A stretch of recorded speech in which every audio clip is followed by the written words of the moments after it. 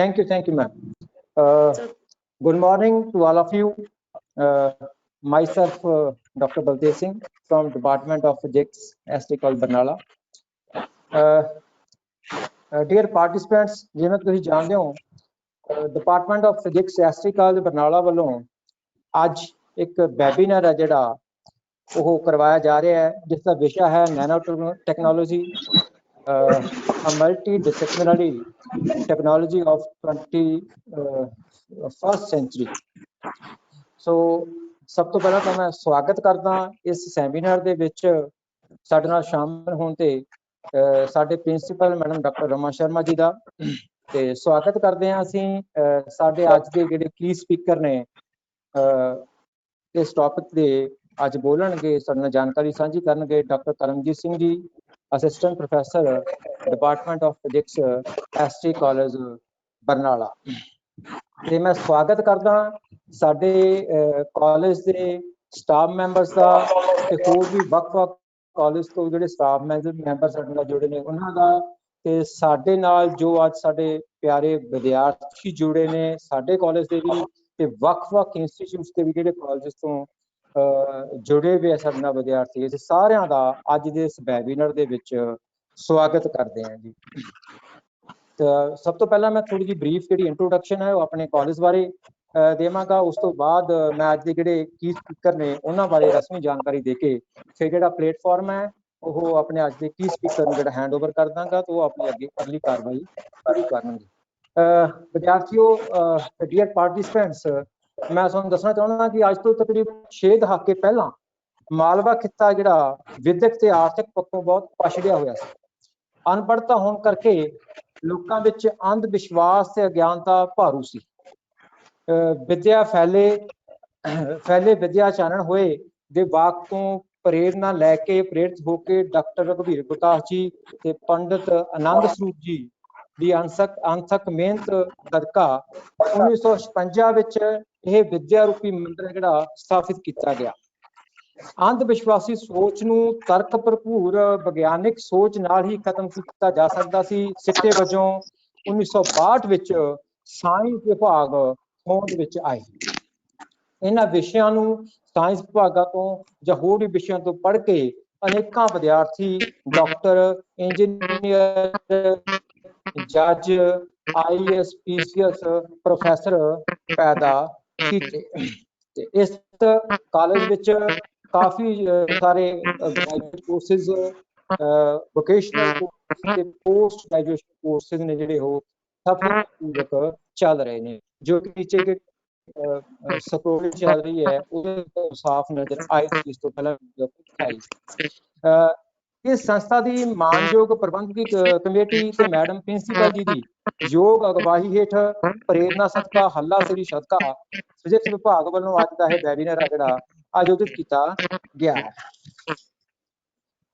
ਇੱਕ ਗੱਲ ਮੈਂ ਤੁਹਾਡੇ ਨਾਲ ਹੋਰ ਵੀ ਸਾਂਝੀ ਕਰਨੀ ਚਾਹਣਾ ਵੀ ਜੇ ਆਪਾਂ ਇਹ ਦੇਖਣਾ ਹੋਵੇ ਕਿ ਸੰਸਥਾ ਆਪਣੇ ਵਿਦਿਆਰਥੀਆਂ ਵਿੱਚ ਕਿੰਨੀ ਕੁ ਹਰਮਨ ਪਿਆਰੀ ਹੈ, ਜਾਂ ਆਪਾਂ ਕਹਿ ਲਈਏ ਕਿ ਅਧਿਆਪਕਾਂ ਪ੍ਰਤੀ ਉਹਨਾਂ ਦਾ ਕਿੰਨਾ ਸਤਿਕਾਰ ਹੈ, ਸਨੇਹ ਹੈ, ਕਿੰਨਾ ਕੁ ਸੰਸਥਾ ਨਾਲ ਜੁੜੇ ਹੋਏ ਨੇ, ਇਸ ਦਾ ਪ੍ਰਮਾਣ ਤੁਸੀਂ ਉਸ ਗੱਲ ਤੋਂ ਲਗਾ ਸਕਦੇ ਹੋ ਜਦੋਂ ਕੋਈ ਸੰਸਥਾ ਇਹੋ ਜਿਹੇ ਪ੍ਰੋਗਰਾਮ ਕਰਵਾਉਂਦੀ ਹੈ ਤਾਂ ਉਸ ਵਿੱਚ ਜਿਹੜੇ ਪੁਰਾਣੇ ਵਿਦਿਆਰਥੀ ਨੇ ਉਹ ਵੀ ਵੱਧ ਚੜ੍ਹ ਕੇ ਹਿੱਸਾ ਲੈਂਦੇ ਨੇ। ਸੋ ਮੈਂ ਅੱਜ ਇਹ ਵੀ ਮਾਣ ਮਹਿਸੂਸ ਕਰਦਾ ਕਿ ਸਾਡੇ ਨਾਲ ਜਿਹੜੇ ਸਾਡੇ ਕੀ ਸਪੀਕਰ ਨੇ ਉਹ ਵੀ ਇਸੇ ਕਾਲਜ ਦੇ ਹੀ ਪੁਰਾਣੇ ਵਿਦਿਆਰਥੀ ਨੇ, ਜਿਨ੍ਹਾਂ ਨੇ 2001 ਦੇ ਵਿੱਚ ਇੱਥੋਂ BSc ਨਾਨ ਮੈਡੀਕਲ ਸੀ ਜਿਹੜੀ ਉਹ ਪਾਸ ਆਊਟ ਕੀਤੀ। ਤੇ ਹੁਣ ਮੈਂ ਤੁਹਾਨੂੰ ਰਸਮੀ ਤੌਰ ਤੇ ਜਿਹੜੇ ਅੱਜ ਦੇ ਕੀ ਸਪੀਕਰ ਨੇ ਉਹਨਾਂ ਬਾਰੇ ਜਾਣਕਾਰੀ ਦੇ ਦੇਣਾ। ਮੁੱਢਲੇ ਤੌਰ ਤੇ ਅੱਜ ਦੇ ਕੀ ਸਪੀਕਰ ਨੇ ਜਿਹੜੇ ਸਾਡੇ ਡਾਕਟਰ ਕਰਮਜੀਤ ਸਿੰਘ ਢਾਲੀਵਾਲ ਨੇ, ਜਿਹੜੇ ਕਿ ਇਸ ਬਰਨਾਲੇ ਦੇ ਨਜ਼ਦੀਕ ਇੱਕ ਪਿੰਡ ਹੈ ਚੌਹਾਨਕੇ ਖੁਰਦ, ਉੱਥੋਂ ਨੂੰ ਬਿਲੋਂਗ ਕਰਦੇ ਨੇ। ਇਹਨਾਂ ਨੇ 2001 ਦੇ ਵਿੱਚ non medical BSc non medical ਇਸੇ ਕਾਲਜ ਤੋਂ ਪਾਸ ਕੀਤੀ। ਉਸ ਤੋਂ ਬਾਅਦ ਪੋਸਟ ਗ੍ਰੈਜੂਏਸ਼ਨ ਤੇ PhD ਪੰਜਾਬੀ ਯੂਨੀਵਰਸਿਟੀ ਪਟਿਆਲਾ ਤੋਂ ਨੈਨੋ ਟੈਕਨੋਲੋਜੀ ਦੇ ਵਿੱਚ ਇਹਨਾਂ ਨੇ ਕੀਤੀ ਹੈ। ਡਾਕਟਰ ਕਰਮਜੀਤ ਦਾ 16 ਸਾਲ ਦੇ ਕਰੀਬ ਰਿਸਰਚ ਦਾ ਐਕਸਪੀਰੀਅੰਸ ਹੈ। ਇਹਨਾਂ ਨੇ ਕਾਫੀ ਇਨਾਮ ਤੇ ਮੈਡਲਸ ਨੇ ਜਿਹੜੇ ਤਾਂ ਆਨਰਸ ਨੇ ਰਿਸੀਵ ਕੀਤੇ, ਜਿਵੇਂ ਕਿ ਯੰਗ ਸਾਇੰਟਿਸਟ ਅਵਾਰਡ ਹੈ 2008 ਦੇ ਵਿੱਚ ਪੰਜਾਬ ਅਕੈਡਮੀ ਆਫ ਸਾਇੰਸਿਸ ਵੱਲੋਂ ਦਿੱਤਾ ਗਿਆ। स्कॉलरशिप आप कह सकते हैं UGC वालों research fellowship in science for meritorious student इन्होंने मिली है।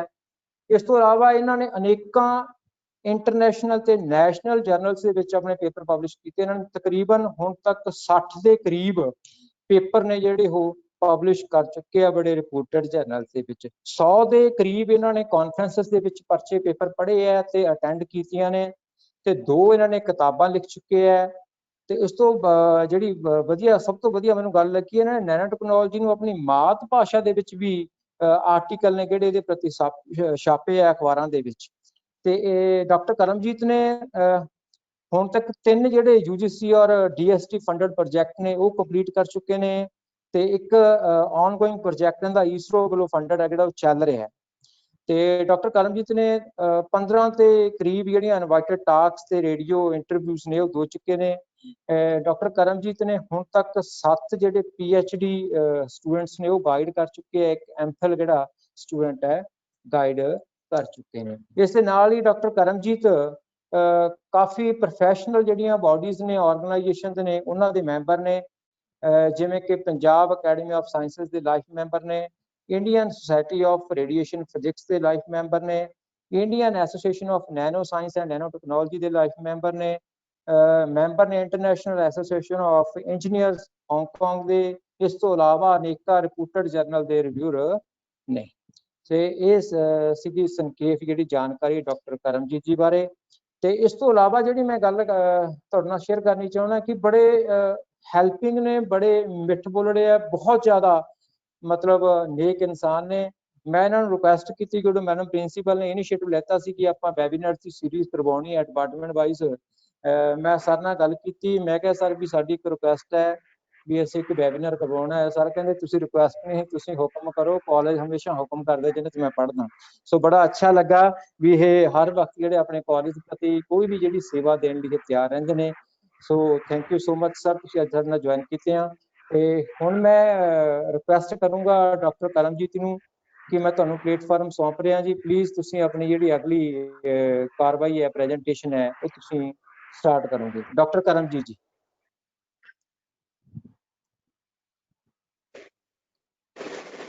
Good morning, everyone. Thank you, Dr. Baltesh Sidhu, for a nice introduction. I express my gratitude to the principal ma'am, Dr. Baltesh Sidhu, Dr. Manoj, and Dr. Sanjay Singh, who provided me such a wonderful platform to interact with the budding scientists. So the topic of today's presentation is nanotechnology, a multidisciplinary technology of 21st century. So basically, when I will be talking about the nanotechnology, as I am interacting with the students of my own college, interacting with the students of my area, so I think other language instead of Punjabi should not be used. So although the content of this lecture is in the English language, but as per the convenience of the students, I will also use the Punjabi language. So basically, when we talk about the multidisciplinary technology, so first of all, we should understand what is the meaning of multidisciplinary technology. Basically, multidisciplinary means बहु-क्षेत्रीय. So nanotechnology 21ਵੀਂ ਸਦੀ ਦੀ ਉਹ technology ਹੈ ਜਿਹਦਾ ਵੱਖਰੇ ਵੱਖਰੇ ਖੇਤਰਾਂ ਨਾਲ ਸੰਬੰਧ ਹੈ। ਵੱਖਰੇ ਵੱਖਰੇ ਖੇਤਰ ਜਿਵੇਂ ਆਪਾਂ ਗੱਲ ਕਰੀਏ ਨੈਨੋ ਟੈਕਨੋਲੋਜੀ, ਕੈਮਿਸਟਰੀ ਵਿੱਚ, physics, biotechnology, biology, life sciences, medicine, engineering, ਸਾਰਿਆਂ ਦਾ ਜੋ ਹੈ ਇੰਟਰਮਿੰਗਲਿੰਗ ਦਾ ਇੱਕ ਜਿਹੜਾ ਹੈਗਾ ਸੋਮਾ ਹੈਗੀ ਹੈ nano technology.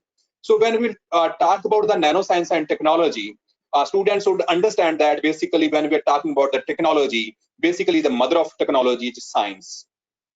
So basically science is of two types. One is known as the basic science, where the ideas are coming. Basically science is the study of nature, you can say, because we are getting the scientific ideas from the nature, natural phenomenon. So basically in the basic science, scientists are getting the idea. In the applied science, scientists are thinking about the application of that idea. When that idea will be implemented in the form of the devices, so that is the technology. So when we will be talking about the nanoscience, so nanoscience and nanotechnology, basically it is expected that in the 21st century it will be bringing the next generation and industrial revolution. So we will be using nanosensors, nanocomputers, and nanomachines embedded in the new generation smart materials, which will revolutionize the every aspect of life. So means we will be using the nanomaterials. So first of all, we understand that what is the need of nanotechnology, what are the nanomaterials. So if you look on the revolutionary forces, if you look on the history of the technical development, so in every century, there were the two technologies. So if you look on this slide, so it can be very easily seen that in the 19th century, in the first half of the 19th century, there was the textile technology, which was widely adopted by the society. So in the second half of the 19th century, there was the introduction of the railroad and thereby the widespread of the railroad technology.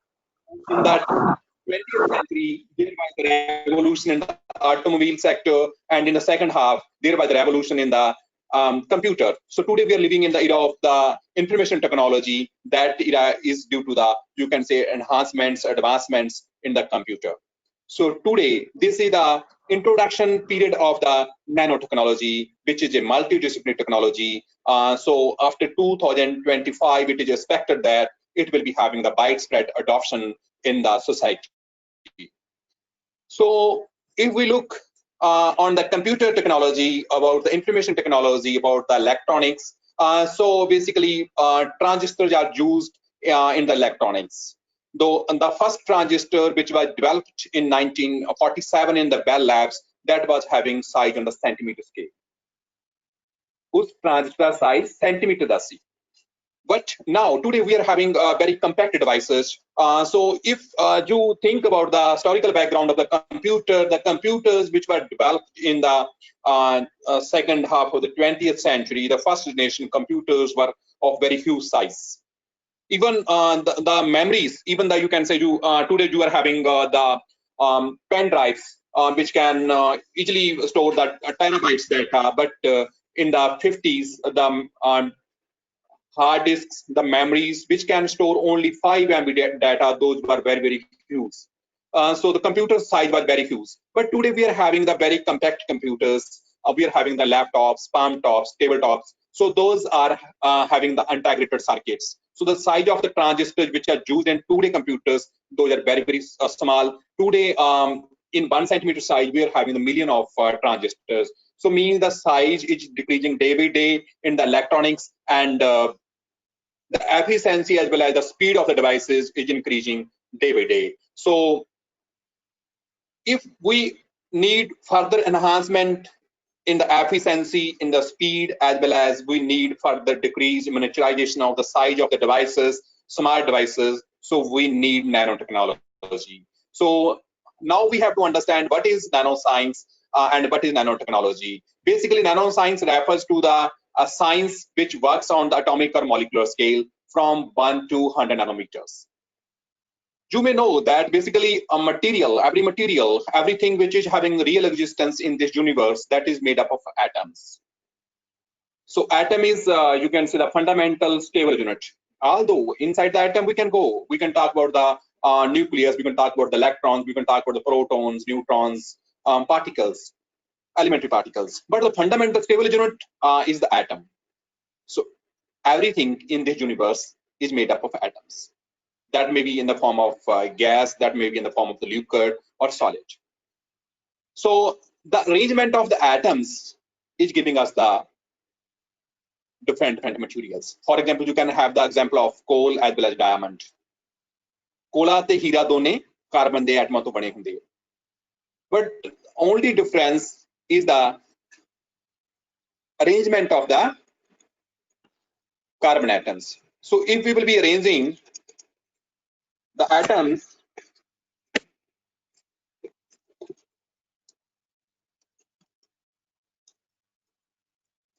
I think there is a problem.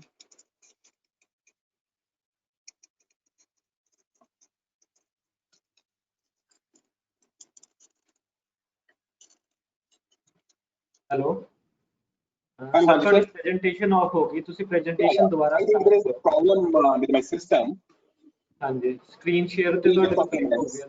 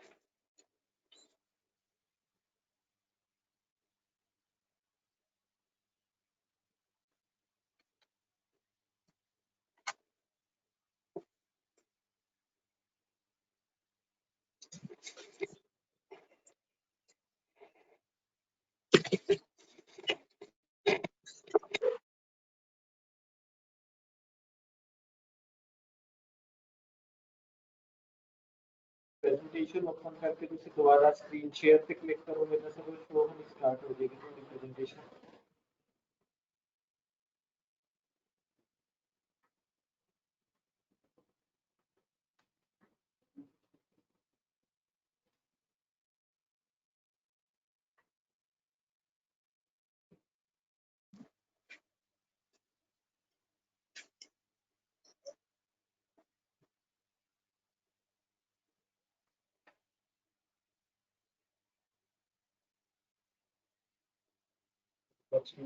So is it now visible?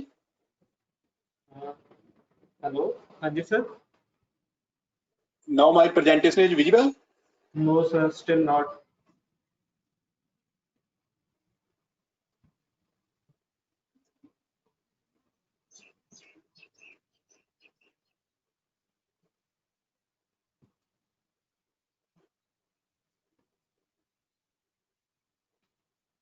Sir presentation open करके ਤੁਸੀਂ ਦੁਬਾਰਾ ਤੋਂ screen share ਹੈ ਜਿਹੜਾ ਉੱਤੇ click ਕਰੋਗੇ ਜੋ ਤੁਹਾਡਾ leave meeting and camera Yeah, I'm trying. Yeah. So I think now it will be visible. No sir. Is it visible now? Yes sir. Now it's visible. Okay. So sorry for the technical snag. So basically we were discussing about the nanotechnology. So basically nanoscience refers to the science which works on the atomic or the molecular scale. So basically here when we were talking about the nanometer, so nanometer is billionth of a meter, roughly the size of 10 hydrogen atoms lined up on a line. So basically if we will be talking about the DNA, we will be comparing, if we will be understand the nanometer in terms of DNA. So diameter of the width of the DNA strand is approximately 2.5 nanometer. So diameter of the human hair is 10 micrometer. So basically when we have to talk about the technology, basically technology is the implementation of the scientific ideas. So nanotechnology is the implementation of the nanoscience ideas. So nanotechnology is the field of applied science and technology whose theme is the control of size of matter and the fabrication of devices or materials on the atomic and molecular scale, generally between 1 to 100 nanometers. In other words, it is the design, characterization, production and application of structures, devices and systems by controlling shape and size at nanometer scale. अगर ਆਪਾਂ simple ਭਾਸ਼ਾ ਵਿੱਚ ਸਮਝਣਾ ਹੋਵੇ nano technology ਕੀ ਹੈ, nano technology nano ਪਦਾਰਥਾਂ ਦੇ ਬਣਾਉਣ, ਉਹਨਾਂ ਨੂੰ ਪਰਖਣ ਅਤੇ ਉਹਨਾਂ ਦੇ ਅਪਲਾਈ ਕਰਨ ਦੀ, ਉਹਨਾਂ ਦੇ ਵਰਤਣ ਦੀ ਟੈਕਨੋਲੋਜੀ ਹੈ। ਸੋ ਨੈਨੋ ਪਦਾਰਥ ਕੀ ਹੁੰਦੇ ਹੈ? ਨੈਨੋ ਪਦਾਰਥ ਉਹ ਪਦਾਰਥ ਹੁੰਦੇ ਹੈ ਜਿਨ੍ਹਾਂ ਦਾ ਸਾਈਜ਼ ਨੈਨੋਮੀਟਰ ਸਕੇਲ ਦੇ ਉੱਪਰ ਹੁੰਦਾ ਹੈ। ਅਗਰ ਆਪਾਂ ਸਮਝਣਾ ਹੋਵੇ ਜਿਹੜਾ ਨੈਨੋਮੀਟਰ ਹੁੰਦਾ ਹੈ ਸਾਡੇ ਸਿਰ ਦੇ ਵਾਲ ਨਾਲੋਂ 60 ਤੋਂ 70 ਹਜ਼ਾਰ ਗੁਣਾ ਬਰੀਕ ਹੁੰਦਾ ਹੈ। ਸੋ ਬਹੁਤ ਹੀ ਸੂਖਮ ਕਣ, ਉਹਨਾਂ ਕਣਾਂ ਦੇ ਨਾਲ ਅਗਰ ਅਸੀਂ ਪਦਾਰਥ ਬਣਾਵਾਂਗੇ, ਉਹਨਾਂ ਕਣਾਂ ਦੇ ਨਾਲ ਅਸੀਂ ਅਗਰ ਵੱਖਰੇ ਵੱਖਰੇ ਤਰ੍ਹਾਂ ਦੇ ਡਿਵਾਈਸ ਬਣਾਵਾਂਗੇ ਤਾਂ ਉਹ ਸਮਾਰਟ ਡਿਵਾਈਸਿਸ ਹੋਣਗੇ।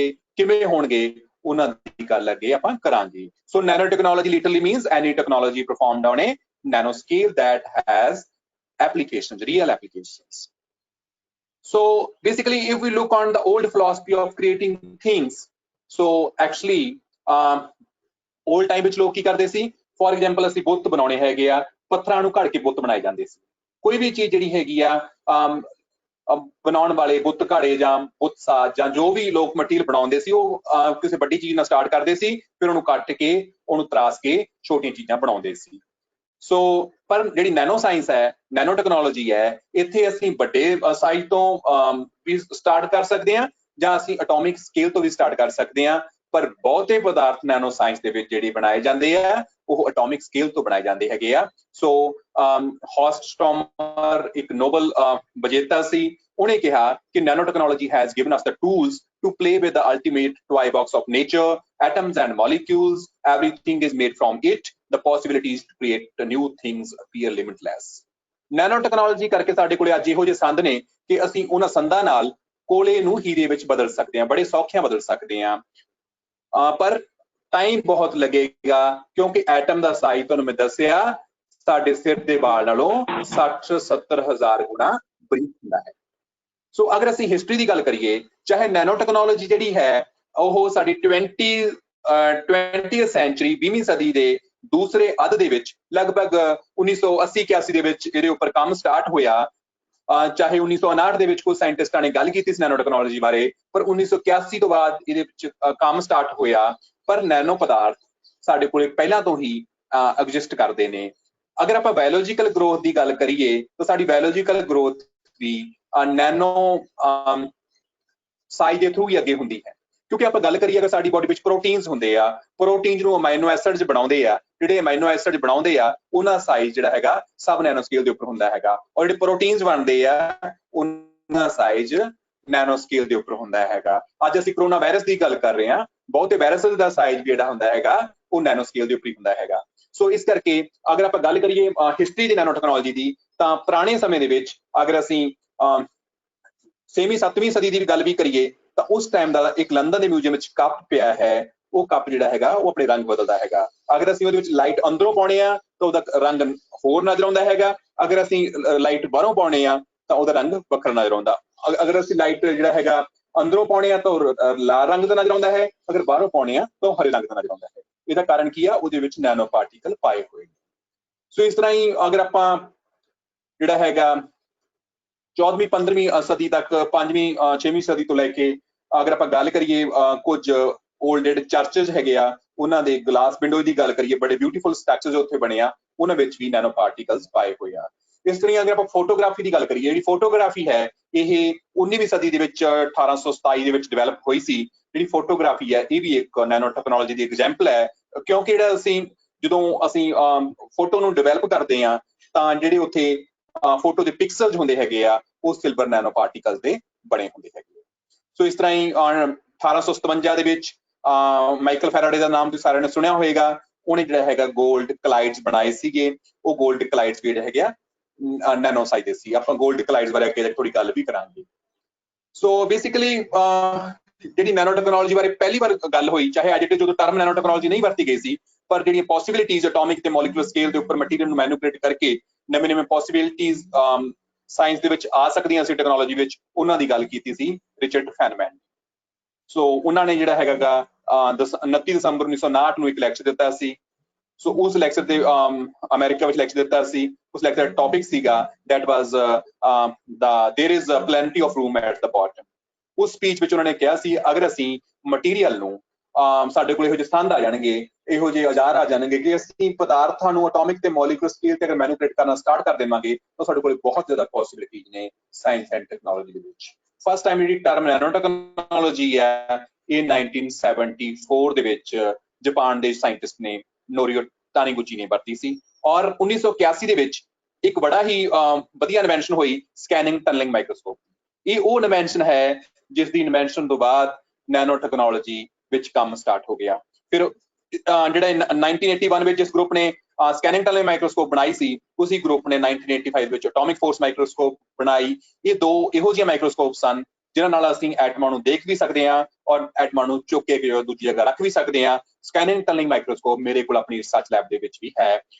ਸੋ ਬੜੀ ਵਧੀਆ ਮਾਈਕਰੋਸਕੋਪ ਹੈ, ਇਹਦਾ ਤੁਸੀਂ ਐਟਮ ਦੇਖ ਸਕਦੇ ਹੋ, ਐਟਮ ਚੱਕ ਸਕਦੇ ਹੋ। ਜਿਵੇਂ ਮੈਂ ਗੱਲ ਕਰ ਰਿਹਾ ਸੀ, ਤੁਸੀਂ ਕੋਲੇ ਨੂੰ ਹੀਰੇ ਵਿੱਚ, ਹੀਰੇ ਨੂੰ ਕੋਲੇ ਵਿੱਚ ਬਦਲ ਸਕਦੇ ਹੋ। ਸੋ ਇਸ ਤਰ੍ਹਾਂ ਹੀ 1986 ਵਿੱਚ ਜਿਹੜੀ ਫਸਟ ਬੁੱਕ ਹੈ engines of creation the coming Ira of nano technology, ਇਹ ਡ੍ਰੈਕਸਲਰ ਨੇ ਲਿਖੀ। ਡਰੈਕਸਲਰ ਨੇ 1979 ਵਿੱਚ ਨੈਨੋ ਟੈਕਨੋਲੋਜੀ ਜਿਹੜਾ ਸ਼ਬਦ ਹੈ ਆਪਣੇ ਐਮਟੈਕ ਥੀਸਿਸ ਵਿੱਚ ਵੀ ਪਹਿਲੀ ਵਾਰ ਵਰਤਿਆ ਸੀ। ਉਸ ਤੋਂ ਬਾਅਦ ਜਿਹੜਾ ਆਪਾਂ ਗੱਲ ਕਰੀਏ ਇੱਕ ਬੜਾ ਹੀ ਇੰਪੋਰਟੈਂਟ ਮਟੀਰੀਅਲ ਹੈ, ਅਗਰ ਆਪਾਂ ਗੱਲ ਕਰੀਏ ਕਾਰਬਨ ਨੈਨੋ ਸਟਰਕਚਰਸ ਦੀ, ਤੁਸੀਂ ਘਰਾਂ ਵਿੱਚ ਦੇਖਿਆ ਹੋਣਾ ਅੱਜ ਕੱਲ੍ਹ ਤਾਂ ਅਸੀਂ ਗੈਸ ਦੇ ਉੱਪਰ ਕੁਕਿੰਗ ਕਰਦੇ ਹਾਂ, ਰੋਟੀ ਬਣਾਉਣੇ ਆ। ਪਹਿਲਾਂ ਜਦੋਂ ਚੁੱਲ੍ਹਿਆਂ ਉੱਪਰ ਰੋਟੀ ਬਣਾਉਂਦੇ ਸੀ ਤਾਂ ਤਵੇ ਦੇ ਹੇਠਾਂ ਕਾਫੀ ਕਾਲਸ ਜੰਮ ਜਾਂਦੀ ਸੀ। ਅਗਰ ਤੁਸੀਂ ਉਸ ਕਾਲਕ ਨੂੰ ਕਦੇ ਹੱਥ ਲਗਾਇਆ ਹੋਵੇ, ਉਸ ਪਾਊਡਰ ਨੂੰ ਕਦੇ ਹੱਥ ਲਗਾਇਆ ਹੋਵੇ ਤਾਂ ਬੜਾ ਉਹ ਸਮੂਥ ਜਿਹਾ ਪਾਊਡਰ ਹੁੰਦਾ ਸੀ ਔਰ ਉਹਦੇ ਵਿੱਚ ਵੀ ਜਿਹੜੇ ਹੈਗੇ ਕਾਰਬਨ ਦੇ ਨੈਨੋ ਸਟਰਕਚਰਸ ਪ੍ਰੈਜ਼ੈਂਟ ਹੁੰਦੇ ਸੀ।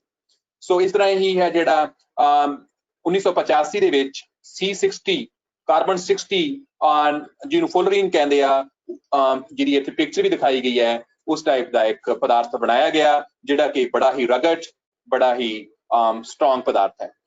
ਇਹ ਇਹੋ ਜਿਹਾ ਪਦਾਰਥ ਹੈ ਕਿ ਅਗਰ ਤੁਸੀਂ ਇਸ ਮਟੀਰੀਅਲ ਨੂੰ ਕੰਪੋਜ਼ਿਟਸ ਦੀ ਫਾਰਮ ਵਿੱਚ ਜਾਂ ਇਸ ਮਟੀਰੀਅਲ ਦਾ ਕੋਈ ਸਟਰਕਚਰ ਬਣਾ ਕੇ ਤੁਸੀਂ ਆਟੋਮੋਬਾਈਲ ਸੈਕਟਰ ਵਿੱਚ ਵਰਤੋਗੇ ਤਾਂ ਇਹ 20,000 ਮੀਲ ਦੀ ਸਪੀਡ ਨਾਲ ਆਉਂਦੀ ਹੋਈ ਕੋਈ ਚੀਜ਼ ਦੇ ਟਕਰਾਉਣ ਨਾਲ ਵੀ ਇਹਦਾ ਕੋਈ ਖਰਾਬੀ ਨਹੀਂ ਹੋਗੀ, ਸਟਰਕਚਰ ਵਿੱਚ ਕੋਈ ਡਿਫਾਰਮੇਸ਼ਨ ਨਹੀਂ ਹੋਈ। ਅੱਜ ਕੱਲ੍ਹ ਸਾਡੇ ਕੋਲ 1981 ਤੋਂ ਬਾਅਦ ਦੁਨੀਆ ਦੇ ਬੜੇ ਸਾਇੰਟਿਸਟ ਇਸ ਫੀਲਡ ਵਿੱਚ ਕੰਮ ਕਰ ਰਹੇ ਆ ਤੇ ਅੱਜ ਸਾਡੇ ਕੋਲ ਹਰ ਇੱਕ ਤਰ੍ਹਾਂ ਦਾ ਨੈਨੋ ਸਟਰਕਚਰ ਅਵੇਲੇਬਲ ਹੈ। ਸੋ ਤੁਸੀਂ ਰਿੰਗ ਵੀ ਬਣਾ ਸਕਦੇ ਹੋ, ਨੈਨੋ ਦੇ ਸਪਰਿੰਗ ਵੀ ਬਣਾ ਸਕਦੇ ਹੋ, ਤੁਸੀਂ ਨੈਨੋ ਦੀਆਂ ਤਾਰਾਂ ਵੀ ਬਣਾ ਸਕਦੇ ਹੋ, ਤੁਸੀਂ ਨੈਨੋ ਦੀਆਂ ਟਿਊਬਸ ਵੀ ਬਣਾ ਸਕਦੇ ਹੋ। ਜਿਹੋ ਜਿਹਾ ਵੀ ਤੁਸੀਂ ਸਟਰਕਚਰ ਚਾਹੋ, ਤੁਸੀਂ ਪੈਨ ਸ਼ੇਪ ਦਾ ਸਟਰਕਚਰ ਬਣਾਉਣਾ, ਤੁਸੀਂ ਚੇਅਰ ਸ਼ੇਪ ਦਾ ਬਣਾਉਣਾ, ਜਿਹੋ ਜਿਹਾ ਤੁਹਾਡੇ ਮਨ ਵਿੱਚ ਆਵੇ, ਤੁਸੀਂ ਫਲਾਵਰ ਸ਼ੇਪ ਦਾ ਬਣਾਉਣਾ ਹੈ, ਤੁਸੀਂ ਕਿਸੇ ਵੀ ਸ਼ੇਪ ਦੇ ਸਟਰਕਚਰਸ ਨੂੰ ਬਣਾ ਸਕਦੇ ਹੋ। ਆਪਾਂ ਗੱਲ ਕਰ ਰਹੇ ਸੀ ਗੋਲਡ ਕਲਾਈਡਸ ਦੀ, ਜੋ ਫੈਰਾਡੇ ਨੇ 19th ਸੈਂਚੁਰੀ ਵਿੱਚ ਇਨਵੈਸਟੀਗੇਟ ਕੀਤੀਆਂ ਸੀ। ਸੋ ਗੋਲਡ ਬੜਾ ਬਿਊਟੀਫੁਲ ਸਟਰਕਚਰ ਹੈ। ਸੋ ਕੈਮਿਸਟਰੀ ਵਿੱਚ ਇਹਨੂੰ ਐਜ਼ ਅ ਕੈਟਲਿਸਟ ਵੀ ਯੂਜ਼ ਕੀਤਾ ਜਾਂਦਾ ਹੈ। ਗੋਲਡ ਨੂੰ ਅਸੀਂ ਆਰਨਾਮੈਂਟਸ ਵਿੱਚ ਵਰਤਦੇ ਹਾਂ। ਅਸੀਂ ਜਾਣਦੇ ਹਾਂ ਕਿ ਗੋਲਡ ਦਾ ਕਲਰ ਗੋਲਡਨ ਹੁੰਦਾ, ਸੋਨੇ ਦਾ ਰੰਗ ਸੁਨਹਿਰਾ ਹੁੰਦਾ। ਪਰ ਨੈਨੋ ਟੈਕਨੋਲੋਜੀ ਦੀ ਇਹ ਬਿਊਟੀ ਹੈ, ਜਿਵੇਂ ਅੱਜ ਕੱਲ੍ਹ ਅਸੀਂ ਫੈਸ਼ਨ ਦੇ ਯੁੱਗ ਵਿੱਚ ਰਹਿੰਦੇ ਹਾਂ ਤਾਂ ਕਈ ਵਾਰ ਹੁੰਦਾ ਹੈ ਕਿ ਸਾਨੂੰ ਆਰਟੀਫਿਸ਼ਲ ਆਰਨਾਮੈਂਟਸ ਵਰਤਣੇ ਪੈਂਦੇ ਆ, ਪਰ ਨੈਨੋ ਟੈਕਨੋਲੋਜੀ ਇਹ ਪੋਸਿਬਿਲਿਟੀਜ਼ ਐਕਸਪਲੋਰ ਕਰ ਰਹੀ ਹੈ ਕਿ ਤੁਸੀਂ ਸੋਨੇ ਦੇ ਹੀ ਗਹਿਣੇ ਵਰਤ ਸਕਦੇ ਹੋ ਜਿਹਨਾਂ ਦਾ ਰੰਗ ਵੱਖਰਾ ਵੱਖਰਾ ਹੋਏਗਾ, because it is the beauty of the nanotechnology that by changing the size of the gold particles you will be having a different colors. So gold ਲਾਲ ਰੰਗ ਦਾ ਵੀ ਹੋ ਸਕਦਾ ਸਾਡੇ ਕੋਲ, ਗੋਲਡ ਹਰੇ ਰੰਗ ਦਾ ਵੀ ਹੋ ਸਕਦਾ ਹੈ, ਗੋਲਡ ਸਾਡੇ ਕੋਲੇ ਨੀਲੇ ਰੰਗ ਦਾ ਵੀ ਹੋ ਸਕਦਾ ਹੈਗਾ। ਸੋ ਬੇਸਿਕਲੀ ਇੱਥੇ ਜੋ ਮੈਂ ਸਾਈਜ਼ ਲਿਖਿਆ ਹੈ ਇਹ 100 ਨੈਨੋਮੀਟਰ ਹੋਣਾ ਚਾਹੀਦਾ ਸੀ, ਇਹ 30 ਨੈਨੋਮੀਟਰ ਹੋਣਾ ਚਾਹੀਦਾ ਸੀ, ਬਾਈ ਚਾਂਸ ਮਿਸਟੇਕ ਹੋ ਗਈ ਆ। 30 ਨੈਨੋਮੀਟਰ ਜਿਹੜੇ ਗੋਲਡ ਦੇ ਨੈਨੋ ਪਾਰਟੀਕਲ ਹੁੰਦੇ ਉਹ ਲਾਲ ਰੰਗ ਦੇ ਹੁੰਦੇ ਆ, 100 ਨੈਨੋਮੀਟਰ ਜਿਹੜੇ ਗੋਲਡ ਦੇ ਪਾਰਟੀਕਲ ਹੁੰਦੇ ਆ ਉਹ ਨੀਲੇ ਰੰਗ ਦੇ ਹੁੰਦੇ ਆ। ਇਨ ਬਿਟਵੀਨ ਦੇ ਜਿਹੜੇ ਰੰਗ ਨੇ ਉਹ ਵੀ ਲੈ ਕੇ ਆਏ ਜਾ ਸਕਦੇ ਆ ਸਾਈਜ਼ ਨੂੰ ਚੇਂਜ ਕਰਕੇ। ਸੋ ਹੁਣ ਤੁਹਾਡੇ ਮਨ ਵਿੱਚ ਆਉਂਦਾ ਹੋਵੇਗਾ ਕਿ ਜਿਹੜਾ ਸੋਨਾ ਹੈ ਉਹਦਾ ਰੰਗ ਕਿਵੇਂ ਬਦਲ ਜਾਂਦਾ ਹੈ, ਹੋਰ ਵੀ ਬਹੁਤ ਕੁਝ ਬਦਲ ਜਾਂਦਾ। ਆਪਾਂ ਗੱਲ ਕਰੀਏ ਸੈਮੀਕੰਡਕਟਰਸ ਦੀ ਗੱਲ ਕਰੀਏ, ਤੁਸੀਂ ਜਿਹੜੇ ਵਿਦਿਆਰਥੀ ਆ ਉਹ ਪੜ੍ਹਦੇ ਹੋਣਗੇ ਕਿ ਸਾਡੇ ਕੋਲ ਬੈਂਡ ਗੈਪ ਹੁੰਦਾ, ਬੜਾ ਇੰਪੋਰਟੈਂਟ ਹੁੰਦਾ ਸੈਮੀਕੰਡਕਟਰ ਦੇ ਕੇਸ ਵਿੱਚ। ਸੈਮੀਕੰਡਕਟਰ ਦਾ ਬੈਂਡ ਗੈਪ ਬੜਾ ਈਜ਼ੀਲੀ ਚੇਂਜ ਕੀਤਾ ਜਾ ਸਕਦਾ ਹੈਗਾ ਨੈਨੋ ਸਕੇਲ ਦੇ ਉੱਪਰ ਜਾ ਕੇ, ਅਸੀਂ ਆਪਣੀ ਲੈਬ ਵਿੱਚ ਕਰਦੇ ਹਾਂ। ਤੁਸੀਂ ਮਟੀਰੀਅਲ ਦੀ ਕੈਮੀਕਲ ਰਿਐਕਟੀਵਿਟੀ ਚੇਂਜ ਕਰ ਸਕਦੇ ਹੋ, ਫਿਜ਼ੀਕਲ ਅਪੀਅਰੈਂਸ ਚੇਂਜ ਕਰ ਸਕਦੇ ਹੋ, ਉਹਦਾ ਮੈਲਟਿੰਗ ਪੁਆਇੰਟ ਚੇਂਜ ਕਰ ਸਕਦੇ ਹੋ, ਉਹਦੀ ਮੈਗਨੈਟਿਕ ਸਟਰੈਂਥ ਚੇਂਜ ਕਰ ਸਕਦੇ ਹੋ, ਉਹਦੀ ਮਕੈਨੀਕਲ ਸਟਰੈਂਥ ਚੇਂਜ ਕਰ ਸਕਦੇ ਹੋ, ਉਹਦੀ ਬਾਇਓਲੋਜੀਕਲ ਐਕਟੀਵਿਟੀ ਚੇਂਜ ਕਰ ਸਕਦੇ ਹੋ। ਸੋ what is basically happening at the nanoscale, physical, chemical, optical and all other properties are drastically changing. ਹੁਣ ਤੁਸੀਂ ਸੋਚਦੇ ਹੋ ਕਿਉਂ, why it is happening? So this is due to these 4-5 reasons. Surface to volume ratio increases when we are decreasing the size on the nanoscale. Confinement of the electron hole pairs, which is known as quantum confinement, is taking place on the nanoscale. Dominance of the electromagnetic forces is taking place on the nanoscale. Importance of quantum mechanical models comes into play. Random molecular motions are having importance on the nanoscale. So ਆਪਾਂ ਜਿਹੜੇ ਦੋ point ਹੈਗੇ ਆ enhancement of surface to volume ratio, ਉਹਨਾਂ ਦੀ ਪਹਿਲਾਂ ਗੱਲ ਕਰਦੇ ਆ, ਉਸ ਤੋਂ ਬਾਅਦ ਆਪਾਂ ਕੁਆਂਟਮ ਕਨਫਾਈਨਮੈਂਟ ਦੀ ਦੋ ਪੁਆਇੰਟਸ ਦੀ ਗੱਲ ਕਰਾਂਗੇ। ਸੋ ਇਸ ਪਿਕਚਰ ਵਿੱਚ ਤੁਸੀਂ ਦੇਖਦੇ ਹੋਵੋਗੇ ਇਹ ਵੱਖਰੇ ਵੱਖਰੇ ਸਾਈਜ਼ ਦੇ ਪਾਰਟੀਕਲਸ ਆ, ਇਹਨਾਂ ਵਿੱਚ ਜਿਹੜੇ ਤੁਹਾਨੂੰ ਸਫੀਅਰ ਨਜ਼ਰ ਆ ਰਹੇ ਨੇ ਇਹ ਐਟਮ ਨੇ। ਅਗਰ ਸਾਡੇ ਕੋਲੇ 5 ਨੈਨੋਮੀਟਰ ਸਾਈਜ਼ ਦਾ ਪਾਰਟੀਕਲ ਹੋਏਗਾ ਤਾਂ ਉਸ ਐਟਮ ਦੇ ਸਰਫੇਸ ਵਿੱਚ, ਸਰਫੇਸ ਦੇ ਉੱਪਰ ਟੋਟਲ ਨੰਬਰ ਆਫ ਐਟਮ ਦਾ ਲਗਭਗ 45% ਐਟਮ ਸਰਫੇਸ ਦੇ ਉੱਪਰ ਹੁੰਦੇ ਆ, ਔਰ ਬਾਕੀ ਜਿਹੜੇ ਹੈਗੇ ਆ 55% ਐਟਮ ਜਿਹੜੇ ਹੁੰਦੇ ਆ ਉਹ ਵੋਲਿਊਮ ਦੇ ਵਿੱਚ ਹੁੰਦੇ ਆ। If we will go on decreasing the size of this 5 nanometer size particle to 1 nanometer size particle, so it has been seen that the number of the atoms available on the surface will be 92%. Although with the decrease in the particle size, the number of the atoms will go on decreasing in the particle, but it has been seen that the total number of the atoms which will be available on the surface, that will go on increasing. Here the 92% of the atoms, total number of atoms, 92% of those atoms will be lying on the surface. Only 8% atoms will be inside the volume. So in that way, the melting point of the material will be changing. In that way, the chemical reactivity will be changing. So due to the enhanced surface to volume ratio with the decrease in the particle size. Similarly, it has been seen that the electronic structure of the material will go on changing. So you know that in case of the metals, we are having no band gap. In case of the overlap of the bands, here we are having the, in case of semiconductors, we are having the energy gap. In case of the insulators, we are having the more energy gap. So, but when we will go on decreasing the particle size, so it has been seen that instead of the bands, you will be having the discrete levels.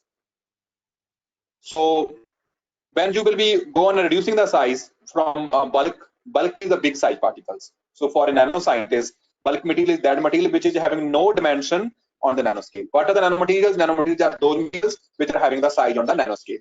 So at least one dimension of that material should be on the nanoscale. So what is a nanomaterial? That material will be having at least one dimension on nanoscale. For example, you are having a film. So if the thickness of the film is on the nanoscale, that will be nanofilm. So but if no side will be on the nanoscale, so that will be the bulk film. Similarly, for example, if you are having a rod or wire, so if the diameter of that will be that wire will be on the nanoscale, so that will be nanowire. If the diameter will not be on nanoscale, that will be the bulk wire. Similarly, if you are having a particle, if all the 3 dimensions on nanoscale, so that will be a nanoparticle. So in that way, if you will be go on reducing the size from bulk to nanoscale, so it has been seen that band gap will be changing to the discrete levels, and it will go on and increasing also. There are so many theoretical models as well as the experimental methods to study this band gap. But you have to understand here that with the decrease in the particle size, what will be happening? The band will be disappearing, and the discrete levels will be coming into play, and the band gap will be broadening. So there are so many type of the different nanostructures, but we will not be going into detail. But here we have to see that basically when we were dealing with the nanotechnology, so nanotechnology is the intermingling of the different sciences and the technical fields. So basically when we have to synthesize nanomaterials, we are using two types of the techniques. One is the bottom-up technique, other is the top-down approach. In the bottom-up approach, we will be starting from the atomic or the atomic scale, and we will be putting together the atoms, and we will be having the bigger sizes. In the top-down approach, we will be starting from the bulk material, large size materials, and we will be going to the nanoscale. So there are so many other techniques, biological methods there, physical methods, chemical methods, but we will not be going in detail. So in my laboratory, we have synthesized so many materials. So basically, it is the problem with the nanomaterials that when we are synthesizing nanomaterials, basically nanomaterials will be agglomerating, will be combining together. So to avoid that agglomeration, we will be using the capping agents. We will be putting the layer of some other materials on the surface of the nanomaterials. So basically, nanoparticles are not stable due to the self-assembly and agglomeration, as well as the Ostwald ripening. So to make those nanoparticles stable, we will be using the capping agents. So basically, after synthesis, we have to characterize the nanomaterials. We have to confirm the nanosite formation. So preliminary characterizations after the synthesis, the nanosite formation, confirmation, crystallographic characterization, morphological and topographical characterization, quantitative and qualitative analysis. What is the meaning of this? Means after the synthesis, we check the nanosize. So to check the formation of the nanocrystallite size, we are using the diffraction techniques. We are using the microscopes. Here we cannot use the conventional optical microscopes because the conventional optical microscopes cannot visualize these nanoparticles. To visualize these nanoparticles, we have to use a special type of the microscopes, which are the electron microscopes or the scanning probe microscopes. So basically, if we will be talking about the different type of microscopes, so if you will be using the conventional optical microscopes available in your laboratory, so the magnification of those microscopes is only 10⁻3x. So there is the advanced version of the optical microscope, which is the confocal optical microscope, that is having the magnification 10 times more than the conventional optical microscope. But when we will be using the electron microscopes, the magnification is very, very high. The magnification is 10⁻7x. But when we will be using the scanning probe microscopes, like EM scanning tunneling microscope, which was invented in 1981, and atomic force microscope, which was invented in 1985.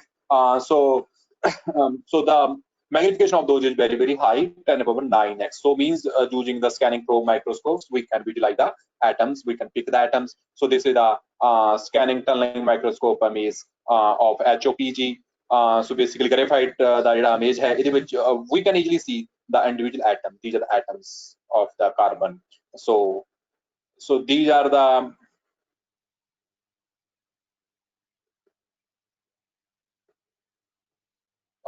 few electron micrographs which are recorded by my PhD students.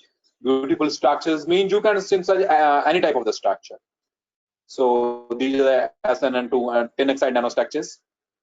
So even you may have studied in the books that the defects or dislocations are present in the material. So those dislocation defects can also be seen with the help of the electron microscopes. So this is the electron micrograph, or you can see the picture image of the coronavirus. So you can see here that the size of the coronavirus is more than 100 nanometer. So this is the first picture which was taken by the Indian researchers with the help of the transmission electron microscope. So this photo was published in the Journal of Medical Research. So band gap is broadening. In my laboratory, we have performed the experiment that material cadmium sulfide, which is having generally band gap 2.42 electron volt, the band gap of that material can be tuned within this range by changing the particle size. Similarly, it has been seen that the color emission color appearance will also be go on changing. So we will not be going in more detail about the research work in the nanomaterials, but we will be discussing about the applications which are very, very interesting. So what are the applications of the nanotechnology? So as I was saying that the scientific ideas are coming from the nature. ਜਿੰਨੇ ਵੀ ਸਾਡੇ ਕੋਲੇ science ਦੀਆਂ ਜਿਹੜੀਆਂ theories ਆ, science ਦੇ ਜਿਹੜੇ ideas ਆ, ਸਾਨੂੰ ਕੁਦਰਤ ਤੋਂ ਮਿਲਦੇ ਆ। ਅਗਰ ਆਪਾਂ ਕੁਦਰਤ ਵੱਲ ਦੇਖੀਏ ਤਾਂ ਤੁਸੀਂ ਦੇਖਿਆ ਹੋਣਾ ਕਿ ਜਿਹੜਾ ਸੈੱਲ ਹੁੰਦਾ ਹੈ, ਜਿਹਨੂੰ ਆਪਾਂ ਸਿੱਪੀ ਕਹਿ ਦਿੰਦੇ ਹੈਗੇ ਆ, ਸਮੁੰਦਰ ਚੋਂ ਮਿਲਦਾ, ਠੀਕ ਹੈ, ਉਹ ਬੜਾ ਹੀ ਸਮੂਥ ਹੁੰਦਾ। ਜਾਂ ਤੁਸੀਂ ਸੰਖ ਦੇਖਿਆ ਹੋਣਾ, ਸੰਖ ਪੰਡਤ ਜੀ ਮੰਦਿਰ ਵਿੱਚ ਯੂਜ਼ ਕਰਦੇ ਆ, ਉਹ ਬੜਾ ਸਮੂਥ ਹੁੰਦਾ ਹੈਗਾ ਪਰ ਬੜਾ ਹਾਰਡ ਹੁੰਦਾ। ਇਸ ਤਰ੍ਹਾਂ ਕਿਉਂ ਹੁੰਦਾ? ਤੁਸੀਂ ਕਮਲ ਦਾ ਫੁੱਲ ਦੇਖਿਆ ਹੋਣਾ, ਸਾਡਾ ਰਾਸ਼ਟਰੀ ਫੁੱਲ ਹੈ, ਉਹ ਜਿਹੜਾ ਹੈਗਾ ਫ੍ਰੀ ਫਰੋਮ ਮੱਡ ਹੁੰਦਾ ਹੈਗਾ, ਚਾਹੇ ਉਹ ਚਿੱਕੜ ਦੇ ਵਿੱਚ ਉਗਦਾ ਹੈ ਪਰ ਉਹ ਬੜਾ ਨਿਰਮਲ ਹੁੰਦਾ ਹੈ। ਤੁਸੀਂ ਸਿਪਕਲੀ ਦੇਖੀ ਹੋਣੀ ਆ, ਛੱਤ ਦੇ ਉੱਪਰ ਉਲਟਿਆਂ ਚੱਲਦੀ ਹੈ। ਤੁਸੀਂ ਕਦੇ ਸੋਚੋ ਕਿ ਬਾਇਓਲੋਜੀਕਲ ਗਰੋਥ ਕਿਸ ਤਰ੍ਹਾਂ ਹੁੰਦੀ ਹੈ। ਅਸੀਂ ਜਨਮ ਲੈਣ ਛੋਟੇ ਹੁੰਦੇ ਆ, ਲੇਟਰ ਅਸੀਂ ਵੱਡੇ ਹੋ ਜਾਂਦੇ ਆ, ਬੜੀ ਬੈਲੈਂਸਡ ਬੜੀ ਸਿਮੈਟ੍ਰਿਕਲ ਜੀ ਗਰੋਥ ਹੁੰਦੀ ਸਾਡੀ। ਇਹ ਸਾਰਾ ਕੁਝ ਕਿਵੇਂ ਹੁੰਦਾ? ਸੋ ਅਗਰ ਅਸੀਂ ਇਹਨਾਂ ਚੀਜ਼ਾਂ ਨੂੰ ਧਿਆਨ ਨਾਲ ਸੋਚਾਂਗੇ ਤਾਂ ਆਪਾਂ ਦੇਖਾਂਗੇ ਕਿ ਹਰ ਜਗ੍ਹਾ ਤੇ ਨੈਨੋ ਟੈਕਨੋਲੋਜੀ ਆਪਣਾ ਰੋਲ ਪਲੇ ਕਰ ਰਹੀ ਹੈ। ਜਿਹੜੀ ਸੈੱਲ ਹੁੰਦਾ ਹੈ, ਸੈੱਲ ਦਾ ਜਿਹੜਾ ਮਤਲਬ ਸਿੱਪੀ ਹੁੰਦੀ ਹੈ ਜਾਂ ਸੰਖ ਹੁੰਦਾ ਹੈ, that is made up of the calcium carbonate nanocyte bricks. nanocyte ਦੀਆਂ calcium carbonate ਦੀਆਂ bricks ਹੁੰਦੀਆਂ, ਉਹਨਾਂ ਦੀਆਂ number of layers ਮਿਲ ਕੇ ਸਾਡੇ ਕੋਲ ਸੰਖ ਨੂੰ ਬਣਾਉਂਦੀਆਂ, ਇਸ ਕਰਕੇ ਉਹ ਬੜਾ ਸਮੂਥ ਹੁੰਦਾ। ਸੋ ਇਹ ਤੋਂ ਆਪਾਂ ਕੀ ਅੰਡਰਸਟੈਂਡ ਕਰਾਂਗੇ ਕਿ if we will be using the nano materials for the fabrication, those nano materials will be giving us very hard, mechanically strong materials, as well as the surface smoothness will also be very good. ਅਗਰ ਆਪਾਂ lotus ਦੀ ਗੱਲ ਕਰੀਏ, ਕਮਲ ਦੇ ਫੁੱਲ ਦੀ ਗੱਲ ਕਰੀਏ, ਉਹਦੇ surface ਦੇ ਉੱਪਰ ਵੀ ਜਿਹੜੀ ਹੁੰਦੀ ਹੈ ਨੈਨੋ ਮਟੀਰੀਅਲ ਦੀ ਜਿਹੜੀ ਲੇਅਰ ਲੱਗੀ ਹੁੰਦੀ ਹੈ। ਹਾਈਡਰੋਫੋਬਿਕ, ਹਾਈਡਰੋਫਿਲਿਕ ਜਿਹੜੀਆਂ ਇਸ ਤਰ੍ਹਾਂ ਦੀਆਂ ਲੇਅਰਸ ਨੇ, ਉਹ ਡਿਫਰੈਂਟ ਬਾਇਓਲੋਜੀਕਲ ਜਿਹੜੀਆਂ ਸਪੀਸੀਜ਼ ਨੇ ਉਹਨਾਂ ਦੇ ਸਰਫੇਸ ਉੱਪਰ, ਬਹੁਤੀਆਂ ਸਪੀਸੀਜ਼ ਦੇ ਸਰਫੇਸ ਉੱਪਰ ਪਾਈਆਂ ਜਾਂਦੀਆਂ। ਜਿਹੜੀ ਛਿਪਕਲੀ ਹੈ, ਛਿਪਕਲੀ ਦੇ ਪੈਰਾਂ ਦੇ ਹੇਠਾਂ ਅਗਰ ਤੁਸੀਂ ਕਦੇ ਦੇਖਿਆ ਹੋਵੇ, ਧਿਆਨ ਨਾਲ ਨਹੀਂ ਦੇਖਿਆ ਹੋਣਾ, ਤੁਸੀਂ ਵੈਸੇ ਇੰਟਰਨੈਟ ਤੇ ਦੇਖ ਸਕਦੇ ਹੋ, ਪੈਰਾਂ ਦੇ ਹੇਠਾਂ ਉਹਦੇ ਪੈਰਾਂ ਹੇਠਾਂ ਵਾਲ ਹੁੰਦੇ ਆ। ਜਿਹੜੇ ਵਾਲ ਹੁੰਦੇ ਆ ਉਹਨਾਂ ਜਿਹੜਾ ਸਪੇਸ ਹੁੰਦਾ ਹੈਗਾ, ਜਿਹੜੇ ਕੰਟੈਕਟਸ ਬਣਦੇ ਉਹਨੇ ਜਾ ਕੇ ਸਰਫੇਸ ਦੇ ਉੱਪਰ, ਰੂਪ ਦੇ ਸਰਫੇਸ ਦੇ ਉੱਪਰ, ਉਹ ਜਿਹੜੇ ਕੰਟੈਕਟਸ ਦੇ ਵਿਚਲਾ ਗੈਪ ਹੁੰਦਾ ਹੈ, ਵਾਲਾਂ ਦੇ ਵਿਚਲਾ ਗੈਪ ਹੁੰਦਾ ਹੈ, ਜਿੱਥੇ ਵੈਕਿਊਮ ਕ੍ਰੀਏਟ ਹੋ ਜਾਂਦਾ ਹੈਗਾ, ਉਹ ਵੀ ਨੈਨੋ ਰੇਂਜ ਦਾ। ਜਿਹੜੀ ਸਾਡੀ ਬਾਇਓਲੋਜੀਕਲ ਗਰੋਥ ਹੈ ਉਹ ਵੀ ਨੈਨੋ ਰੇਂਜ ਦੇ ਥਰੂ। ਸੋ ਅਗਰ ਅਸੀਂ ਨੈਨੋ ਟੈਕਨੋਲੋਜੀ ਵਰਤਾਂਗੇ ਤਾਂ ਇਹ ਪੋਸੀਬਿਲਿਟੀ ਹੈ ਕਿ ਕੱਲ ਨੂੰ ਸਾਨੂੰ ਵਾਸ਼ਿੰਗ ਮਸ਼ੀਨ ਦੀ, ਕੱਪੜੇ ਧੋਣ ਦੀ ਲੋੜ ਨਹੀਂ ਪੈਣੀ, ਸਾਨੂੰ ਰੈਗੂਲਰ ਮੈਡੀਸਨ ਦੀ ਲੋੜ, ਮੈਡੀਸਨ ਲੈਣ ਦੀ ਲੋੜ ਨਹੀਂ ਪੈਣੀ। ਇਹ ਸਾਰਾ ਕੁਝ ਤਿਆਰ ਹੋ ਚੁੱਕਿਆ। ਅੱਜ ਕੱਲ ਸੈਲਫ ਜਿਹੜੇ ਹੈਗੇ ਆ ਕਲੀਨਿੰਗ ਕਲੋਥਸ ਬਣ ਚੁੱਕੇ। ਸੋ ਜਿਹੜੇ ਡਿਵੈਲਪਡ ਕੰਟਰੀਜ਼ ਹੈਗਾ ਉਹਨਾਂ ਵਿੱਚ ਡਸਟ ਰਿਪੈਲੈਂਟ ਟ੍ਰੇਨਸ ਬਣ ਚੁੱਕੀਆਂ। ਟ੍ਰੇਨ ਦੇ ਉੱਪਰ ਕੋਟਿੰਗ ਕਰ ਦਿੰਦੇ ਨੈਨੋ ਮਟੀਰੀਅਲ ਦੀ, ਟ੍ਰੇਨ ਆਪਣੇ ਆਪ ਸਾਫ਼ ਰਹਿੰਦੀ ਹੈ, ਗੰਦੀ ਨਹੀਂ ਹੁੰਦੀ। ਸਕ੍ਰੈਚ ਰੈਜ਼ਿਸਟੈਂਟ ਪਲਾਸਟਿਕ ਲੈਂਜਸ ਬਣ ਚੁੱਕੇ ਆ। ਸਰਾਮਿਕ ਮੋਟਰ ਵਹੀਕਲ ਇੰਜਨ ਬਣ ਚੁੱਕੇ ਆ। ਹਾਈਪਰਥਰਮੀਆ ਜਿਹੜਾ ਇੱਕ ਤਕਨੀਕ ਹੈਗੀ ਆ ਕੈਂਸਰ ਦੀ ਟ੍ਰੀਟਮੈਂਟ ਦੀ, ਉਸ ਟੈਕਨੀਕ ਵਿੱਚ ਵੀ ਨੈਨੋ ਮਟੀਰੀਅਲਸ ਨੂੰ ਵਰਤਿਆ ਜਾਂਦਾ ਹੈ। ਅੱਜ ਕੱਲ੍ਹ ਜਿਹੜੇ ਸਾਡੇ ਕੋਲੇ ਹੈਗੇ ਆ ਟੈਨਿਸ ਬਾਲ ਦੇ ਵਿੱਚ ਜਿਹੜਾ ਸਾਡੇ ਕੋਲ ਸਪੋਰਟਸ ਦਾ ਪੈਰਾਫਰਨੇਲੀਆ ਹੈ ਉਹਦੇ ਵਿੱਚ ਕਾਫੀ ਜਗ੍ਹਾ ਤੇ ਨੈਨੋ ਮਟੀਰੀਅਲਸ ਵਰਤੇ ਜਾਂਦੇ ਆ। ਈਵਨ ਪਹਿਲਾਂ ਜਿਵੇਂ ਅਗਰ ਹਾਕੀ ਦੀ ਗੱਲ ਕਰੀਏ, ਪਹਿਲਾਂ ਜਲੰਧਰ ਦੀਆਂ ਬੜੀਆਂ ਹਾਕੀਆਂ ਬੜੀਆਂ ਮਸ਼ਹੂਰ ਹੁੰਦੀਆਂ ਸੀ, ਲੇਕਿਨ ਅੱਜ ਕੱਲ੍ਹ ਚਾਈਨਾ ਦੀਆਂ ਜਿਹੜੀਆਂ ਹਾਕੀਜ਼ ਆ ਰਹੀਆਂ ਨੇ, ਕਿਉਂਕਿ ਜਿਹੜੀਆਂ ਹਾਕੀਜ਼ ਬਣ ਰਹੀਆਂ ਉਹਨਾਂ ਵਿੱਚ ਵੀ ਅੱਜ ਕੱਲ੍ਹ ਕਾਰਬਨ ਕੰਪੋਜਿਟਸ ਯੂਜ਼ ਕੀਤੇ ਜਾ ਰਹੇ ਆ, ਜਿਹਨਾਂ ਦੀ ਸਟਰੈਂਥ ਕਾਫੀ ਵੱਧ ਰਹੀ ਹੈ। ਸੋ ਅਗਰ if you will be using the carbon composites for the fabrication of the sports paraphernalia, so that will be very lightweight. Sports ਦੇ ਮਤਲਬ ਖੇਡਾਂ ਦੇ ਜਿਹੜੇ ਹੈਗੇ ਆ ਸਾਡੇ ਚੀਜ਼ਾਂ ਨੂੰ ਬਣਾਉਣ ਲਈ ਅਗਰ ਅਸੀਂ ਨੈਨੋ ਕੰਪੋਜਿਟਸ ਵਰਤਾਂਗੇ ਤਾਂ ਬਹੁਤ ਹੀ ਲਾਈਟ ਵੇਟ ਔਰ ਬਹੁਤ ਸਟਰੋਂਗ ਹੋਣਗੇ। ਸਾਡੇ ਕੋਲ ਸਮਾਰਟ ਟੈਕਸਟਾਈਲ ਆ ਗਿਆ, ਦਾ ਸੈਲਫ ਕਲੀਨਿੰਗ ਹੈ। ਸਾਡੇ ਕੋਲੇ ਅੱਜ ਕੱਲ੍ਹ ਈਵਨ ਜਿਹੜੇ ਸਾਡੇ ਡਿਸਪਲੇਜ ਨੇ ਉਹਨਾਂ ਵਿੱਚ ਵੀ ਲਿਕੁਇਡ ਕ੍ਰਿਸਟਲ ਦੇ ਵਿੱਚ ਲੋਕ ਨੈਨੋ ਪਾਰਟੀਕਲ ਲਾ ਕੇ ਸਮਾਰਟ ਡਿਸਪਲੇਜ ਬਣਾ ਰਹੇ ਆ। ਸਾਡੇ ਕੋਲੇ ਫਲੈਕਸੀਬਲ ਇਲੈਕਟ੍ਰੋਨਿਕ ਸਟਿਕਸ ਬਣ ਰਹੀਆਂ ਨੇ, ਸਾਡੇ ਕੋਲੇ ਸੋਲਰ ਸੈਲਸ ਬਣ ਰਹੇ ਆ, paper like solar cell, 3rd 4th generation ਦੇ ਸੋਲਰ ਸੈਲਸ ਬਣ ਰਹੇ ਆ। ਸੋ ਸਾਡੇ ਕੋਲ ਜਿਹੜੀਆਂ ਹੈਗੀਆਂ ਨੈਨੋ ਮਟੀਰੀਅਲ ਨਾਲ ਪੱਟੀਆਂ ਬਣਾਈਆਂ ਜਾ ਰਹੀਆਂ ਨੇ ਜਿਹੜੀਆਂ ਬੈਕਟੀਰੀਆ ਨੂੰ ਕਿਲ ਕਰ ਦਿੰਦੀਆਂ ਨੇ ਔਰ ਜਲਦੀ ਸਾਡੀ ਹੀਲਿੰਗ ਕਰਦੀਆਂ ਨੇ। ਅੱਜ ਕੱਲ੍ਹ ਮੈਨ ਮੇਡ ਸਕਿਨ ਬਣਾਈ ਜਾ ਚੁੱਕੀ ਹੈ ਜਿਹਦੇ ਵਿੱਚ ਨੈਨੋ ਟੈਕਨੋਲੋਜੀ ਵਰਤੀ ਜਾਂਦੀ ਹੈ। ਈਵਨ ਕੁਝ ਕੰਪਨੀ ਨੇ ਜਿਹੜਾ ਹੈਗਾ ਨੈਨੋ ਰੈਫ੍ਰਿਜਰੇਟਰ ਵੀ ਲਾਂਚ ਕਰ ਦਿੱਤਾ ਹੈ, ਫ੍ਰਿਜ ਲਾਂਚ ਕਰ ਦਿੱਤਾ ਹੈਗਾ, ਜਿਹਦੇ ਵਿੱਚ ਸਾਡੇ ਕੋਲੇ ਬੈਕਟੀਰੀਆ ਕਿਲਿੰਗ ਕੈਪੇਬਿਲਿਟੀਜ਼ ਹੈਗੀਆਂ। ਮੀਨ ਤੁਸੀਂ ਆਪਣਾ ਫੂਡ ਰੱਖੋ, ਤੁਹਾਡਾ ਫੂਡ ਤਰੋ ਤਾਜ਼ਾ ਰਹੇਗਾ, ਉਹਦੇ ਵਿੱਚ ਸਮੈਲ ਨਹੀਂ ਆਏਗੀ। ਉਸ ਤਰ੍ਹਾਂ ਦੇ ਫ੍ਰਿਜ ਵਿੱਚ ਜਿਹੜਾ ਹੈਗਾ ਸਿਲਵਰ ਦੇ ਨੈਨੋ ਪਾਰਟੀਕਲ ਦੀ ਕੋਟਿੰਗ ਕੀਤੀ ਹੁੰਦੀ ਹੈ ਜੋ ਸਾਡੇ ਕੋਲ ਬੈਕਟੀਰੀਆ ਨੂੰ ਪੈਦਾ ਨਹੀਂ ਹੋਣ ਦਿੰਦੀ। ਫ੍ਰਿਜ ਵਿੱਚ ਬੈਕਟੀਰੀਆ ਨਹੀਂ ਪੈਦਾ ਹੁੰਦੇ, ਫੂਡ ਤਰੋ ਤਾਜ਼ਾ ਰਹਿੰਦਾ ਹੈ। ਇਸ ਤਰ੍ਹਾਂ ਹੀ ਜਿਹੜੀ ਕਾਰਬਨ ਨੈਨੋ ਟਿਊਬਸ ਨੇ, ਕਾਰਬਨ ਨੈਨੋ ਸਟਰਕਚਰ ਉੱਪਰ ਕਾਫੀ ਕੰਮ ਹੋ ਰਿਹਾ। ਕਾਰਬਨ ਨੈਨੋ ਟਿਊਬਸ ਵਰਤ ਕੇ ਸਾਇੰਟਿਸਟਾਂ ਨੇ ਬੈਟਰੀਜ਼ ਬਣਾਈਆਂ ਨੇ। ਤੁਸੀਂ ਆਪਣੇ ਮੋਬਾਈਲ ਵਿੱਚ ਬੈਟਰੀ ਵਰਤਦੇ ਹੋ, ਜਿਹੜੀ ਉਹ ਬੈਟਰੀ ਹੈ ਉਹਦਾ ਫਿਰ ਵੀ ਟਾਈਮ ਹੁੰਦਾ ਹੈ। ਚਾਰਜਿੰਗ ਡਿਸਚਾਰਜਿੰਗ ਸਾਈਕਲ ਹਰ ਇੱਕ ਬੈਟਰੀ ਦਾ ਡਿਪੈਂਡ ਕਰਦਾ ਹੈ, ਉਹਦੀ ਐਫੀਸ਼ੀਐਂਸੀ ਡਿਪੈਂਡ ਕਰਦਾ ਹੈ। ਲੇਕਿਨ ਅੱਜ ਕੱਲ੍ਹ carbon nano tube based batteries ਬਣਾ ਰਹੇ ਸਾਇੰਟਿਸਟ ਬਣ ਚੁੱਕੀਆਂ ਨੇ। ਉਹਨਾਂ ਦਾ ਜਿਹੜਾ ਹੈਗਾ ਚਾਰਜਿੰਗ ਇੱਕ ਵਾਰ ਤੁਸੀਂ ਕਰ ਲਈ ਤੇ ਡਿਸਚਾਰਜ ਹੋਣ ਲਈ ਬਹੁਤ ਸਮਾਂ ਲੈਂਦੀਆਂ ਨੇ, ਕਈ ਦਿਨ ਤੁਹਾਨੂੰ ਆਪਣੀ ਬੈਟਰੀ ਚਾਰਜ ਕਰਨ ਦੀ ਲੋੜ ਨਹੀਂ ਪਵੇਗੀ। ਸੋ ਇਸ ਤਰ੍ਹਾਂ ਹੀ ਸਾਡੇ ਕੋਲ fast and efficient nano phosphors. Nano phosphor ਕੀ ਹੁੰਦਾ? ਫਾਸਫਰ ਉਹ ਮਟੀਰੀਅਲ ਹੁੰਦਾ ਹੈ ਜਿਹੜਾ ਆਕਸਾਈਡ ਹੋਣ ਤੋਂ ਬਾਅਦ ਲਾਈਟ ਦਿੰਦਾ। ਸੋ ਨੈਨੋ ਫਾਸਫੋਰਸ ਉਹ ਹੁੰਦੇ ਆ ਜਿਹੜਾ ਸਾਈਜ਼ ਨੈਨੋ ਰੇਂਜ ਤੇ ਹੋਵੇ। ਸੋ ਇਹੋ ਜਿਹੇ ਪਦਾਰਥਾਂ ਨੂੰ ਅਸੀਂ ਡਿਸਪਲੇ ਡਿਵਾਈਸਿਸ ਬਣਾਉਣ ਲਈ ਵਰਤਦੇ ਹਾਂ। ਸਾਡੇ ਟੀਵੀ ਦੀ ਜਿਹੜਾ ਪੁਰਾਣਾ ਟੀਵੀ ਦੀ ਸਕਰੀਨ ਹੁੰਦੀ ਸੀ ਉਹਦੇ ਉੱਪਰ ਵੀ ਫਾਸਫਰ ਮਟੀਰੀਅਲ ਲੱਗਿਆ ਹੁੰਦਾ ਸੀ, ਸਾਡੇ ਟਿਊਬ ਵਿੱਚ ਵੀ ਫਾਸਫਰਸ ਲੱਗੇ ਹੁੰਦੇ ਆ। ਸੋ ਇਸ ਤਰ੍ਹਾਂ ਦੇ ਜਿਹੜੇ ਆਪਟੋ ਇਲੈਕਟ੍ਰੋਨਿਕ ਡਿਵਾਈਸਿਸ ਹੈਗੇ ਆ ਉਹਨਾਂ ਵਿੱਚ ਵੀ ਨੈਨੋ ਫਾਸਫੋਰਸ ਵਰਤ ਕੇ ਜਿਹੜਾ ਹੈਗਾ ਅਸੀਂ ਐਫੀਸ਼ੀਐਂਟ ਡਿਸਪਲੇ ਡਿਵਾਈਸਿਸ ਬਣਾ ਸਕਦੇ ਹਾਂ। ਸੋ ਆਪਟਿਕਸ ਦੇ ਵਿੱਚ ਅੱਜ ਕੱਲ੍ਹ ਲੋਕ ਲੇਜ਼ਰ ਬਣਾ ਰਹੇ ਆ, ਲੇਜ਼ਰ ਵਿੱਚ ਕੁਆਂਟਮ ਡਾਟ ਬੇਸਡ ਲੇਜ਼ਰ ਬਣਾ ਰਹੇ ਆ, ਕੁਆਂਟਮ ਬੈਲ ਬੇਸਡ ਲੇਜ਼ਰ ਬਣਾ ਰਹੇ ਆ, which are the highly efficient lasers. Similarly, in the industries, you can use these materials as the catalysts. So even people are using the efficient nano electromechanical systems. In NEMS ਕੀ ਹੁੰਦੇ ਆ? Basically ਜਿਹੜੀਆਂ luxury cars ਨੇ ਉਹਨਾਂ ਵਿੱਚ air bags ਲੱਗੇ ਹੁੰਦੇ ਆ।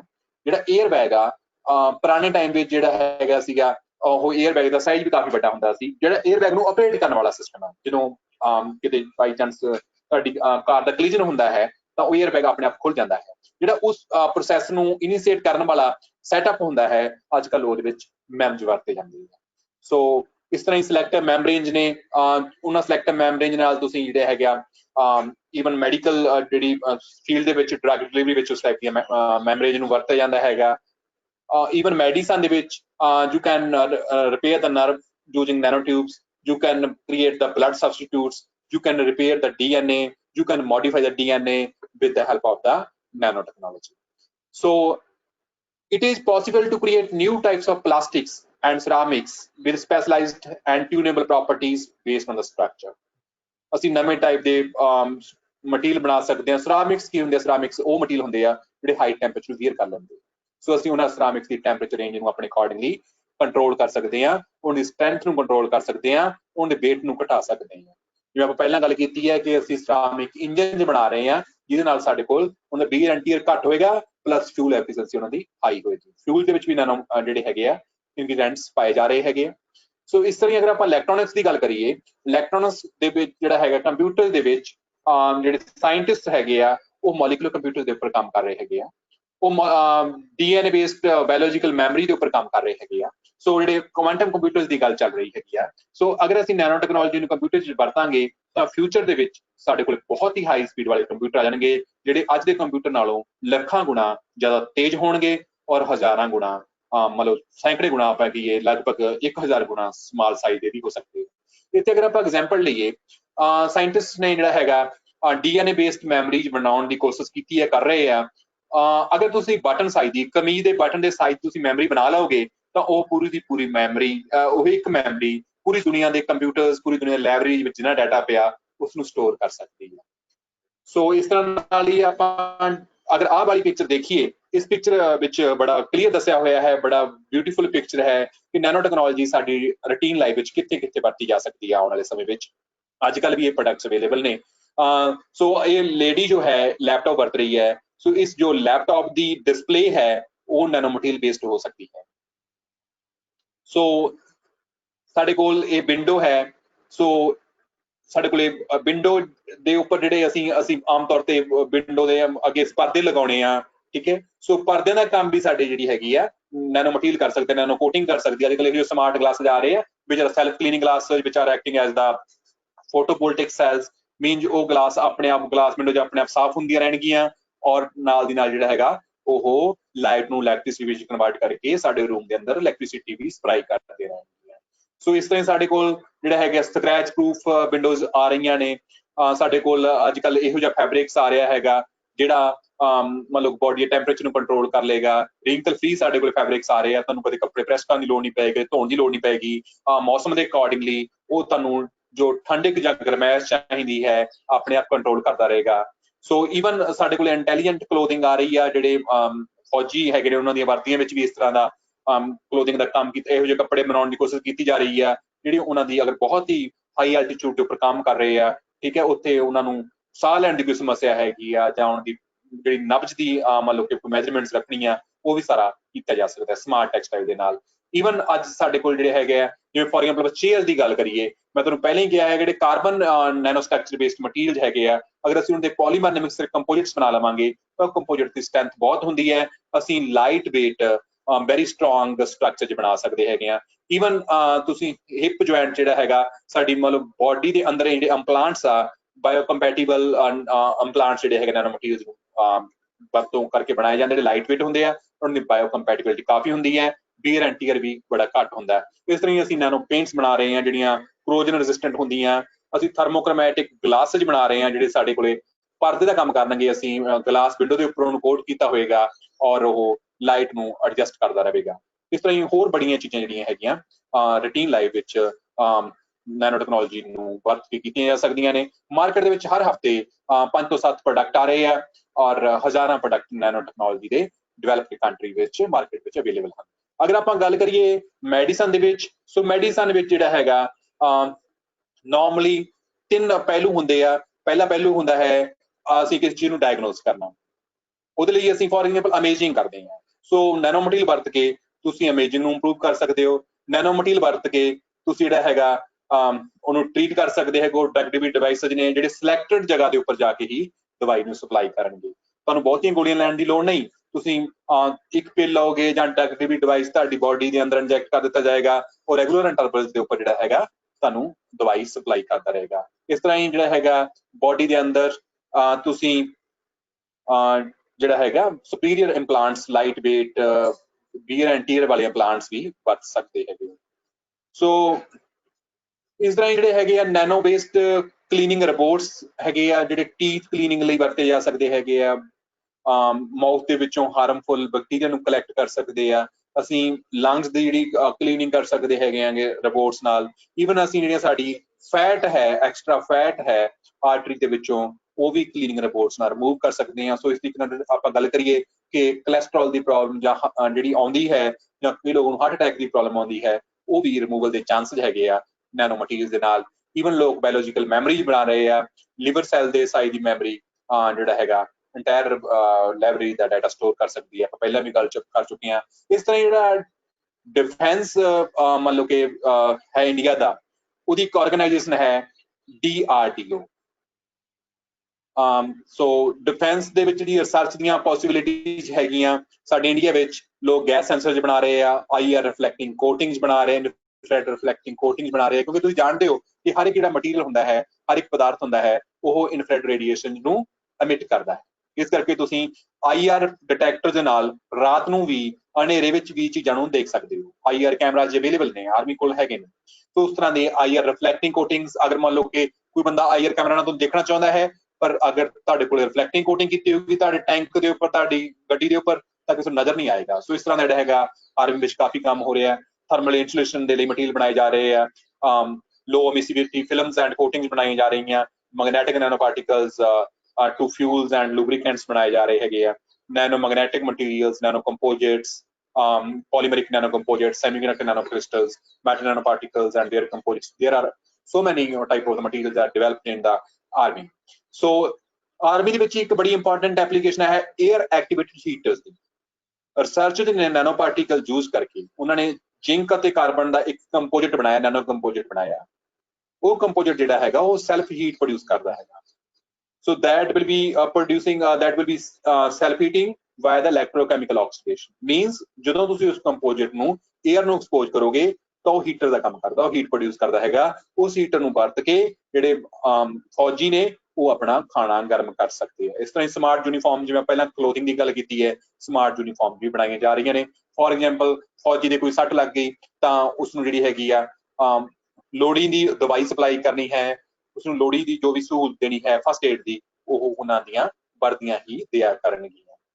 ਸੋ ਇਸ ਤਰ੍ਹਾਂ ਜਿਹੜੇ ਨੈਨੋ ਟੈਕਨੋਲੋਜੀ ਦੀ ਐਪਲੀਕੇਸ਼ਨ ਫੂਡ ਦੇ ਫੀਲਡ ਵਿੱਚ ਵੀ ਕਾਫੀ ਹੈ। ਸੋ ਈਵਨ ਅਸੀਂ ਜਿਹੜਾ ਹੈਗਾ ਡਿਫਰੈਂਟ ਟਾਈਪ ਦੇ ਆਪਾਂ ਕੀ ਪੈਕੇਜਿੰਗ ਮਟੀਰੀਅਲ ਹੈਗੇ ਆ, ਉਹ ਨੈਨੋ ਮਟੀਰੀਅਲਸ ਨੂੰ, ਨੈਨੋ ਕੋਟਿੰਗਸ ਨੂੰ ਵਰਤ ਕੇ ਬਣਾਏ ਜਾ ਰਹੇ, ਜਿਹਨਾਂ ਨਾਲ ਫੂਡ ਬੜਾ ਤਰੋਤਾਜ਼ਾ ਰਹਿੰਦਾ ਹੈ। ਈਵਨ ਆਪਾਂ ਗੱਲ ਕਰੀਏ ਕਿ ਅਸੀਂ ਕੋਈ ਵਿਟਾਮਿਨਸ ਲੈਣੇ ਹੈਗੇ ਆ, ਕੋਈ ਮਿਨਰਲਸ ਲੈਣੇ ਹੈਗੇ ਆ, ਉਹਨਾਂ ਲਈ ਵੀ ਸਪੈਸ਼ਲ ਟਾਈਪ ਦੇ ਨੈਨੋ ਮਟੀਰੀਅਲਸ ਬਣਾਏ ਜਾ ਰਹੇ ਨੇ। ਸੋ ਇਸ ਤਰ੍ਹਾਂ ਨਾਲ ਹੀ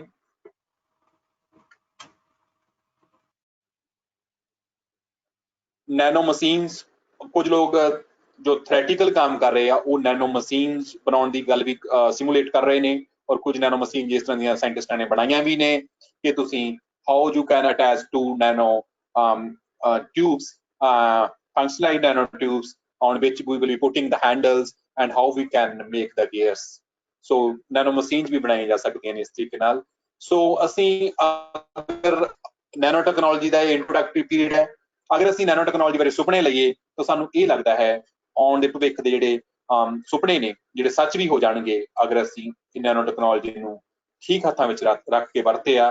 ਜਿਹੜੀ ਨੈਨੋ ਮੈਡੀਸਨ ਹੈ ਆਉਣ ਵਾਲੇ ਟਾਈਮ ਵਿੱਚ ਉਹ ਸਾਨੂੰ ਅਮਰ ਕਰ ਦੇਵੇਗੀ, ਸਾਡੇ ਕੋਲ ਬਿਮਾਰੀਆਂ ਨਹੀਂ ਰਹਿਣਗੀਆਂ, ਸਾਡੀਆਂ ਜਿਹੜੀਆਂ ਹਿਊਮਨ ਕੈਪੇਬਿਲਿਟੀਜ਼ ਨੇ ਉਹ ਵੱਧ ਜਾਣਗੀਆਂ, ਸਾਡੇ ਕੋਲ ਕੋਈ ਜਿਹੜਾ ਹੈਗਾ ਅਨਾਜ ਦੀ ਘਾਟ ਨਹੀਂ ਰਹਿਣੀ, ਸਾਡੇ ਕੋਲੇ ਜਿਹੜਾ ਹੈਗਾ ਹੈਲਥੀ ਐਂਡ ਹੈਪੀ ਲਾਈਫ ਹੋਏਗੀ। ਇਸ ਕਰਕੇ ਸਾਡੇ ਕੋਲ ਰਿਸੋਰਸਸ ਬੜੇ ਹੋਣਗੇ।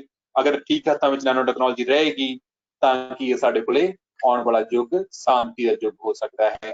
ਸਾਡੇ ਕੋਲੇ ਪੋਲੂਸ਼ਨ ਫ੍ਰੀ ਇੰਡਸਟਰੀ ਹੋਏਗੀ ਅਗਰ ਅਸੀਂ ਨੈਨੋ ਟੈਕਨੋਲੋਜੀ ਨੂੰ ਯੂਜ਼ ਕਰਾਂਗੇ, ਕਿਉਂਕਿ ਨੈਨੋ ਪਦਾਰਥ ਜਿਹੜੇ ਹੈਗੇ ਆ ਨੈਨੋ ਸਕੇਲ ਦੇ ਉੱਪਰ ਜਾ ਕੇ ਪੋਲੂਟੈਂਟਸ ਨੂੰ ਮੋਨੀਟਰ ਕਰ ਸਕਦੇ ਆ, ਮੈਨੇਜ ਕਰ ਸਕਦੇ ਆ, ਔਰ ਜਿਹੜੀ ਨੈਨੋ ਮਸ਼ੀਨਸ ਨੇਗੀਆਂ ਲੋਕ ਬਣਾ ਰਹੇ ਆ। ਔਰ ਇਹ ਡ੍ਰੀਮ ਹੈਗਾ ਕਿ ਆਉਣ ਵਾਲੇ ਸਮੇਂ ਵਿੱਚ ਤੁਸੀਂ ਇਸ ਤਰ੍ਹਾਂ ਦੀਆਂ ਪੇਂਟਸ ਤੁਹਾਡੇ ਕੋਲ ਆ ਜਾਣਗੀਆਂ ਕਿ ਤੁਸੀਂ ਜਿਹੜਾ ਪੇਂਟ ਦਾ ਜਿਹੜਾ ਰੋਗਨ ਦਾ ਤੁਸੀਂ ਫੋਰ ਐਗਜ਼ਾਮਪਲ ਕੇਨ ਹੈ, ਤੁਸੀਂ ਉਸਨੂੰ ਕੰਧ ਦੇ ਉੱਪਰ ਖੋਲਿਆ ਤੇ ਪੇਂਟ ਕੀ ਹੈਗੀ ਆ ਆਪਣੇ ਆਪ ਕੰਧ ਦੇ ਉੱਪਰ ਫੈਲ ਜਾਇਆ ਕਰੇਗੀ, ਪੇਂਟ ਆਪਣੇ ਆਪ ਹੋ ਜਾਇਆ ਕਰੇਗੀ, ਕਿਉਂਕਿ ਉਹਦੇ ਵਿੱਚ ਮਾਈਕਰੋਸਕੋਪਿਕ ਮਸ਼ੀਨਸ ਹੋਇਆ ਕਰਨਗੀਆਂ ਜਿਹੜੀਆਂ ਉਸਨੂੰ ਪ੍ਰੋਪਰਲੀ ਕਮਾਂਡ ਦੇ ਨਾਲ ਅਪਲਾਈ ਕਰਦਿਆ ਕਰਨਗੀਆਂ, ਪੇਂਟ ਕਰਦਿਆ ਕਰਨਗੀਆਂ ਕੰਧ ਦੀ। ਔਰ ਤੁਹਾਡੇ ਆਪਣੇ ਅਕੋਰਡਿੰਗਲੀ, ਤੁਹਾਡੀ ਰਿਕੁਆਇਰਮੈਂਟ ਦੇ ਅਕੋਰਡਿੰਗਲੀ ਤੁਸੀਂ ਕਮਾਂਡ ਦੇ ਕੇ ਉਸ ਪੇਂਟ ਦਾ ਰੰਗ ਵੀ ਚੇਂਜ ਕਰ ਦਿਆ ਕਰੋਗੇ। ਤੁਸੀਂ ਉਸ ਪੇਂਟ ਦੇ ਵਿੱਚ ਜਿਹੜਾ ਹੈਗਾ ਡਿਫਰੈਂਟ ਟਾਈਪ ਦੀਆਂ ਚੀਜ਼ਾਂ ਵੀ ਬਣਾ ਸਕਿਆ ਕਰੋਗੇ, ਕਿਉਂਕਿ ਹਰ ਇੱਕ ਚੀਜ਼ ਐਟਮਾਂ ਤੋਂ ਬਣੀ ਹੋਈ ਹੈ। ਸੋ ਇਹ ਚਾਹੇ ਸੁਪਨਾ ਹੈ ਪਰ ਇਸ ਤਰ੍ਹਾਂ ਦੀਆਂ ਪੋਸੀਬਿਲਿਟੀਜ਼ ਹਨ। ਲੇਕਿਨ ਅਗਰ ਨੈਨੋ ਟੈਕਨੋਲੋਜੀ ਗਲਤ ਹੱਥਾਂ ਵਿੱਚ ਚਲੀ ਗਈ, ਕਿਉਂਕਿ ਹਰ ਇੱਕ ਟੈਕਨੋਲੋਜੀ ਦਾ ਜੋ ਏਮ ਹੁੰਦਾ ਹੈ, ਜਦੋਂ ਟੈਕਨੋਲੋਜੀ ਡਿਵੈਲਪ ਹੁੰਦੀ ਹੈ ਉਹ ਮਨੁੱਖਤਾ ਦੀ ਸੇਵਾ ਲਈ ਡਿਵੈਲਪ ਕੀਤੀ ਜਾਂਦੀ ਹੈ, ਪਰ ਫਿਰ ਵੀ ਟੈਕਨੋਲੋਜੀ ਤੋਂ ਗਲਤ ਹੱਥਾਂ ਵਿੱਚ ਚਲੀ ਜਾਂਦੀ ਹੈ ਤਾਂ ਉਹ ਬਹੁਤ ਖਤਰਨਾਕ ਸਿੱਧ ਹੁੰਦੀ ਹੈ। ਇਸ ਤਰ੍ਹਾਂ ਨਾਲ ਹੀ ਅਗਰ ਨੈਨੋ ਟੈਕਨੋਲੋਜੀ ਗਲਤ ਹੱਥਾਂ ਵਿੱਚ ਚਲੀ ਜਾਏਗੀ ਤਾਂ ਸਾਡੇ ਕੋਲ ਜਿਹੜੇ ਹੈਗੇ ਆ ਸੈਲਫ ਰੈਪਲੀਕੇਟਿੰਗ ਨੈਨੋ ਰੋਬੋਟਸ ਬਣਾਏ ਜਾਣਗੇ। ਸੋ ਜਿਹੜੇ ਸਾਡੇ ਕੋਲੇ ਕੈਮੀਕਲ ਤੇ ਬਾਇਓਲੋਜੀਕਲ ਵੈਪਨਸ ਦਾ ਕੰਮ ਕਰ ਸਕਦੇ ਹੈਗੇ ਆ। ਸਾਡੇ ਕੋਲ ਜਿਹੜੀਆਂ ਹੈਗੀਆਂ ਮਨੁੱਖ ਦੀਆਂ ਜਿਹੜੀਆਂ ਪ੍ਰੋਪਰਟੀਜ਼ ਨੇ, ਹਿਊਮਨ ਪ੍ਰੋਪਰਟੀਜ਼ ਨੇ, ਸੱਚ ਐਜ਼ ਬ੍ਰੇਨ ਹੈਗਾ, ਰੈਸਪੀਰੇਸ਼ਨ ਹੈਗੀ ਆ, ਮਸਲਸ ਹੈਗੇ ਆ, DNA ਹੈਗਾ, ਉਹਨਾਂ ਵਿੱਚ ਵੀ ਚੇਂਜਸ ਕੀਤੀਆਂ ਜਾ ਸਕਦੀਆਂ ਨੇ ਜੋ ਕਿ ਮਨੁੱਖਤਾ ਲਈ ਬੜੀਆਂ ਘਾਤਕ ਹੋ ਸਕਦੀਆਂ ਨੇ। ਇਸ ਤਰ੍ਹਾਂ ਹੀ ਆਪਾਂ ਨੈਨੋ ਮਟੀਰੀਅਲਸ ਬਣਾਉਣ ਦੀ ਗੱਲ ਕਰੀਏ, ਤੁਸੀਂ ਕਿਸੇ ਵੀ ਤਰ੍ਹਾਂ ਦੇ ਨੈਨੋ ਮਟੀਰੀਅਲ ਬਣਾ ਸਕਦੇ ਹੈਗੇ ਹੋ, ਉਹਨਾਂ ਵਿੱਚ ਬੜਾ ਪੋਟੈਂਸ਼ੀਅਲ ਹੁੰਦਾ ਹੈਗਾ। ਸੋ ਜਿਹੜੇ ਗਲੋਬਲ ਟ੍ਰੈਂਡਸ ਆ ਨੈਨੋ ਟੈਕਨੋਲੋਜੀ ਦੇ ਵਿੱਚ, ਸੋ self assembled nanomaterials, semiconductors, metals, polymer based composites. There are so many types of the nanomaterials which are used for the various industrial fields, like the textile field, in the medicine, in the automobile engineering, in the electronics. In every industry, these materials are having very vast applications. So if you are talking about the opportunities in the nanotechnology, so creating better computing and electronic devices, ਇਸ field ਵਿੱਚ ਕਾਫੀ ਮੌਕੇ ਨੇ। Nano material ਜਿਹੜੇ ਹੈਗੇ environment ਦੇ ਲਈ ਤੁਸੀਂ ਇਹਨਾਂ ਨੂੰ ਵਰਤ ਸਕਦੇ ਹੈਗੇ ਹੋਗੇ। ਈਵਨ ਤੁਸੀਂ ਨੈਨੋ ਬਾਇਓਲੋਜੀ ਵਿੱਚ ਵੀ ਜਿਹੜਾ ਹੈਗਾ ਨੈਨੋ ਮਟੀਰੀਅਲਸ ਨੂੰ ਵਰਤ ਸਕਦੇ ਹੋ। ਮਲਟੀ ਡਿਸਪਲਿਨਰੀ ਟੈਕਨੋਲੋਜੀ ਹੈ ਇੰਜੀਨੀਅਰਿੰਗ ਦੇ ਵਿੱਚ, ਲਾਈਫ ਸਾਇੰਸਿਸ ਦੇ ਵਿੱਚ, ਕੈਮੀਕਲ, ਮੈਡੀਕਲ, ਫਿਜ਼ੀਕਲ ਸਾਇੰਸ ਦੇ ਵਿੱਚ, ਸਾਰੀਆਂ ਫੀਲਡ ਵਿੱਚ ਇਹਦੀਆਂ ਬਹੁਤ ਜ਼ਿਆਦਾ ਐਪਲੀਕੇਸ਼ਨ ਹੈਗੀਆਂ ਨੇ। ਸੋ ਲੇਕਿਨ ਅਗਰ ਆਪਾਂ ਫਿਊਚਰ ਚੈਲੰਜਸ ਦੀ ਗੱਲ ਕਰੀਏ, ਸੋ ਸਾਨੂੰ ਜਿਹੜੀਆਂ ਹਾਲੇ ਦਿੱਕਤਾਂ ਆ ਰਹੀਆਂ ਨੇਗੀਆਂ, ਸਾਨੂੰ ਜਾਂ ਚੈਲੰਜਸ ਨੇ, ਅਸੀਂ ਇੰਪਰੂਵ ਕਰਨਾ ਹੈ ਹੋਰ ਕੰਮ, ਸਾਨੂੰ ਨੈਨੋ ਮਟੀਰੀਅਲਸ ਦੇ ਇੱਕ ਪ੍ਰੋਪਰ ਡਿਜ਼ਾਈਨ ਦੀ ਲੋੜ ਹੈ। ਇਹੋ ਜਿਹੇ ਮਟੀਰੀਅਲ ਬਣਾਉਣ ਦੇ ਸਾਨੂੰ ਡਿਜ਼ਾਈਨ ਨੂੰ ਸੈੱਟ ਕਰਨ ਦੀ ਲੋੜ ਹੈ।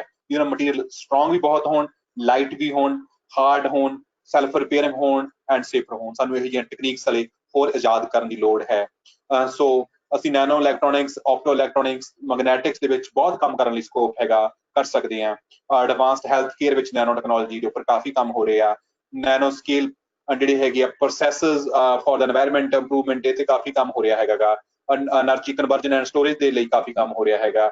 ਨੈਸ਼ਨਲ ਸਿਕਿਉਰਿਟੀ ਲਈ ਨੈਨੋ ਟੈਕਨੋਲੋਜੀ ਕਾਫੀ ਵਰਤੀ ਜਾਂਦੀ ਹੈ। ਕਹਿਣ ਦਾ ਭਾਵ ਅਗਰ ਕੋਈ ਕੰਮ ਕਰਨਾ ਚਾਹੁੰਦਾ ਹੈਗਾ ਤਾਂ ਨੈਨੋ ਟੈਕਨੋਲੋਜੀ ਹਰ ਇੱਕ ਫੀਲਡ ਵਿੱਚ ਬਹੁਤ ਜ਼ਿਆਦਾ ਪੋਟੈਂਸ਼ੀਅਲ ਰੱਖਦੀ ਹੈਗੀ ਹੈ।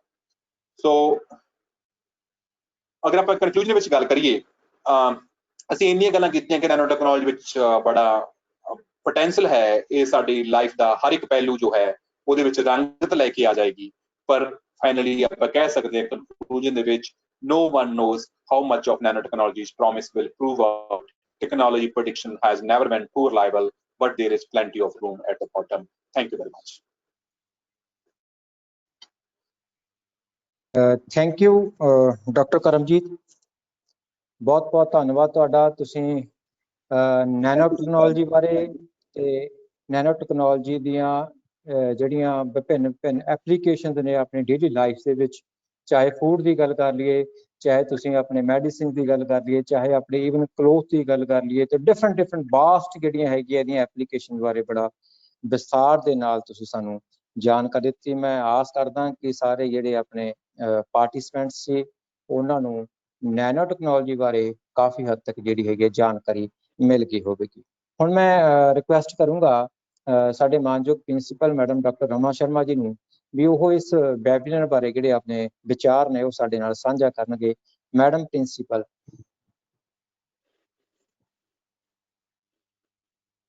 Thank you so much, Professor Baltej ji. First of all, let me know, am I audible? Yes, ma'am. मेरी आवाज okay, thank you so much. तो सब तो पहला तो मैं थैंक्स करदी हां डॉक्टर करमजीत सिंह जी दा। डॉक्टर करमजीत सिंह जी तुसी जिस लेमैन लैंग्वेज ਦੇ ਵਿੱਚ ਤੇ ਜਿਵੇਂ ਮੈਂ ਕਹਾਂ ਕਿ ਮਾਤ ਭਾਸ਼ਾ ਦੇ ਵਿੱਚ ਨੈਨੋ ਟੈਕਨੋਲੋਜੀ ਵਰਗੇ ਸਬਜੈਕਟ ਨੂੰ ਸਾਡੇ ਵਰਗੇ ਨਾਨ ਸਾਇੰਸ ਬੈਕਗ੍ਰਾਉਂਡ ਵਾਲੇ ਪਾਰਟਿਸਪੈਂਟਸ ਨੂੰ ਸਮਝਾਇਆ ਜਾਂ ਇਸ ਦੀ ਜੋ ਡਿਟੇਲ ਦਿੱਤੀ ਹੈ ਉਹ ਵਾਕਈ ਕਾਬਿਲੇ ਤਾਰੀਫ ਹੈ। ਕਿਉਂਕਿ ਇਸ ਤੋਂ ਪਹਿਲਾਂ ਸਿਰਫ ਇਹ ਚੀਜ਼ ਜਿਹੜੀ ਨੈਨੋ ਟੈਕਨੋਲੋਜੀ ਵਰਡ ਹੈ ਉਹ ਸਿਰਫ ਸੁਣਿਆ ਕਰਦੇ ਸੀਗੇ, ਅਲੱਗ-ਅਲੱਗ ਇਲੈਕਟ੍ਰੋਨਿਕਸ ਦੇ ਵਿੱਚ ਯੂਜ਼ ਹੋਈ, ਜਿਵੇਂ ਤੁਸੀਂ ਰੈਫਰੈਂਸ ਹੀ ਦਿੱਤਾ ਸੀ ਕਿ ਫ੍ਰਿਜ ਜਾਂ ਹੋਰ ਕਈ ਤਰ੍ਹਾਂ ਦੀਆਂ ਜਿਹੜੀਆਂ ਚੀਜ਼ਾਂ ਨੇ ਉਹਨਾਂ ਦੇ ਵਿੱਚ ਯੂਜ਼ ਹੁੰਦੀ ਹੈ। But personally I am very much surprised ਇਹ ਸਾਰੀ ਡਿਟੇਲ ਸੁਣਨ ਤੋਂ ਬਾਅਦ ਕਿ ਅਗਰ ਟੈਕਨੋਲੋਜੀ ਦਾ ਸਾਡੀ ਲਾਈਫ ਦੇ ਵਿੱਚ ਵਾਕਈ ਇੰਨਾ ਵੱਡਾ ਰੋਲ ਹੈ, ਔਰ ਜਿਵੇਂ ਤੁਸੀਂ ਫਾਰ ਫਿਊਚਰ ਜੋ ਹੋਪਸ ਇਸ ਨੈਨੋ ਟੈਕਨੋਲੋਜੀ ਦੀਆਂ ਸਾਡੇ ਨਾਲ ਸ਼ੇਅਰ ਕੀਤੀਆਂ ਨੇ, ਲਾਈਕ ਮੈਡੀਕੇਸ਼ਨ ਦੇ ਸੈਕਟਰ ਦੇ ਵਿੱਚ ਜਾਂ ਸਮਾਰਟ ਕਲੋਥਸ ਜਾਂ ਹੋਰ ਜੋ ਵੀ ਚੀਜ਼ਾਂ ਨੇ ਰੂਟੀਨ ਦੇ ਵਿੱਚ ਕੰਮ ਆਉਣ ਵਾਲੀਆਂ ਮਸ਼ੀਨਸ ਨੇ, then I think definitely it will be a big boon for the humanity as well as. So I don't know how to say a big thanks on the behalf of my staff, on the behalf of my honorable management, on the behalf of SD Parivar, to our proud alma mater product, Dr. Karamjit Singh ji. So once again, बहुत thanks, and we are SD Parivar is really proud of you. Thank you so much. Thank you ma'am, ਬਹੁਤ ਬਹੁਤ ਧੰਨਵਾਦ ਤੁਹਾਡਾ। ਮੈਂ ਹੁਣ ਬੇਨਤੀ ਕਰੂੰਗਾ doctor Karamjit ਜੀ ਨੂੰ ਦੁਬਾਰਾ ਤੋਂ ਵੀ ਪਲੀਜ਼ ਤੁਸੀਂ ਵੀ ਆਪਣੇ ਜਿਹੜੇ ਵਿਊਜ਼ ਨੇ, ਐਕਸਪੀਰੀਅੰਸ ਹੈ, ਉਹ ਵੀ ਸਾਡੇ ਨਾਲ ਸ਼ੇਅਰ ਕਰੋ 1 ਮਿੰਟ ਲਈ। ਡਾਕਟਰ ਕਰਮਜੀਤ ਜੀ ਪਲੀਜ਼।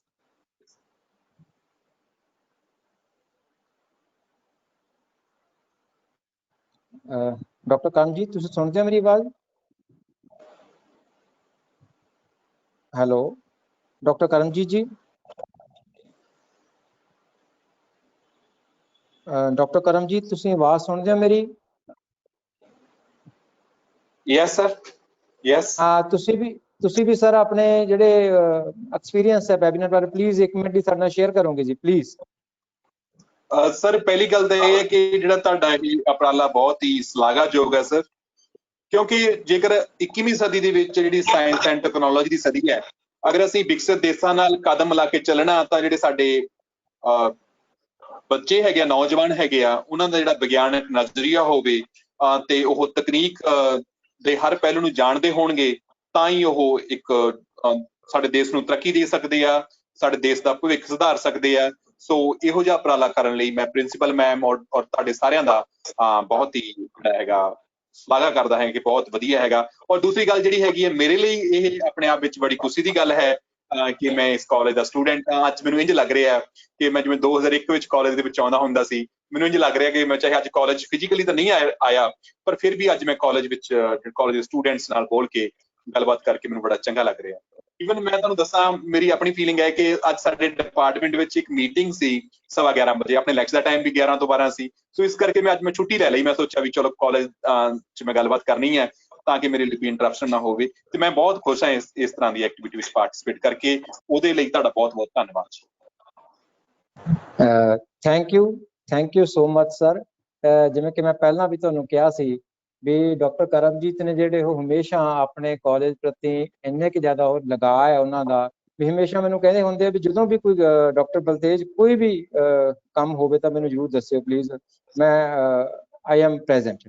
ਠੀਕ ਹੈ, ਤੇ ਹੁਣ ਮੈਂ ਬੇਨਤੀ ਕਰੂੰਗਾ ਸਾਡੇ ਕਾਲਜ ਸਾਡੇ ਡਿਪਾਰਟਮੈਂਟ ਦੇ ਪ੍ਰੋਫੈਸਰ ਡਾਕਟਰ ਮਨੋਜ ਜੀ ਨੂੰ ਕਿ ਉਹ ਧੰਨਵਾਦੀ ਸ਼ਬਦ ਕਹਿਣਗੇ। Doctor Manoj ji please. Yes, good afternoon everyone. मैं department of physics SD college ਵੱਲੋਂ SD ਕਾਲਜ ਦੀ managing committee principal madam doctor Rama Sharma ji ਦਾ ਧੰਨਵਾਦ ਕਰਦਾ, ਜਿਨ੍ਹਾਂ ਨੇ ਸਾਨੂੰ ਇਸ ਵੈਬੀਨਾਰ ਨੂੰ ਕਰਾਉਣ ਲਈ ਉਤਸ਼ਾਹਿਤ ਕੀਤਾ।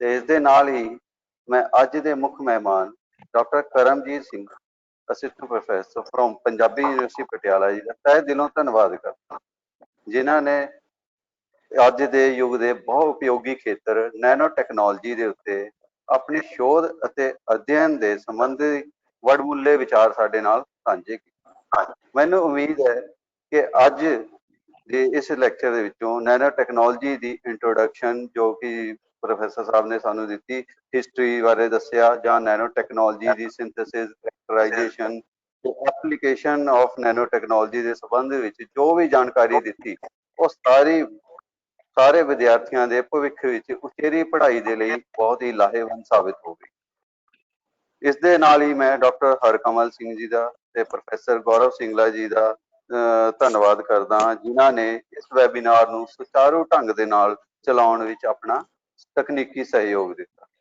ਇਸ ਦੇ ਨਾਲ ਹੀ ਮੈਂ ਇੱਕ ਹੋਰ ਗੱਲ ਵੀ ਸਾਂਝੀ ਕਰਨਾ ਚਾਹੁੰਦਾ ਕਿ ਸਾਡੇ ਇਸ ਵੈਬੀਨਾਰ ਦੇ ਵਿੱਚ 250 ਤੋਂ ਉੱਤੇ ਬੱਚਿਆਂ ਪਾਰਟਿਸਪੈਂਟਸ ਨੇ ਰਜਿਸਟਰ ਕੀਤਾ ਤੇ ਉਹਨਾਂ ਦੇ ਵਿੱਚੋਂ ਤਕਰੀਬਨ 6 ਯੂਨੀਵਰਸਿਟੀਆਂ ਤੋਂ ਤੇ 22 ਕਾਲਜਾਂ ਤੋਂ ਅਲੱਗ-ਅਲੱਗ ਕਾਲਜਾਂ ਤੋਂ ਸਾਡੇ ਨਾਲ ਵਿਦਿਆਰਥੀ ਜਾਂ ਫੈਕਲਟੀ ਮੈਂਬਰ ਜੁੜੇ ਰਹੇ ਸਾਡੇ।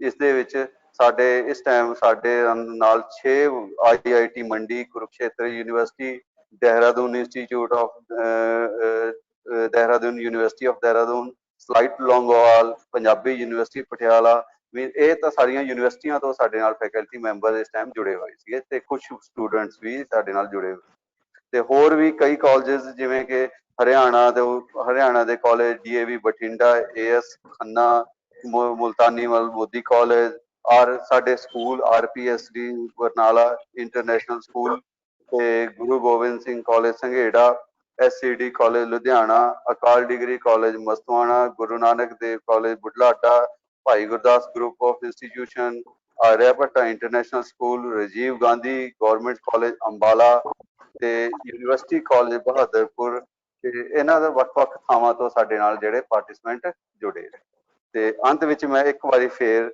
ਇਸ ਵੈਬੀਨਾਰ ਦੇ ਵਿੱਚ ਜੁੜ ਕੇ ਸਾਰਿਆਂ ਦੇ ਸਾਡੇ ਇਸ ਪ੍ਰੋਗਰਾਮ ਦਾ ਬਹੁਤ-ਬਹੁਤ ਧੰਨਵਾਦ ਕਰਦਾ। ਧੰਨਵਾਦ।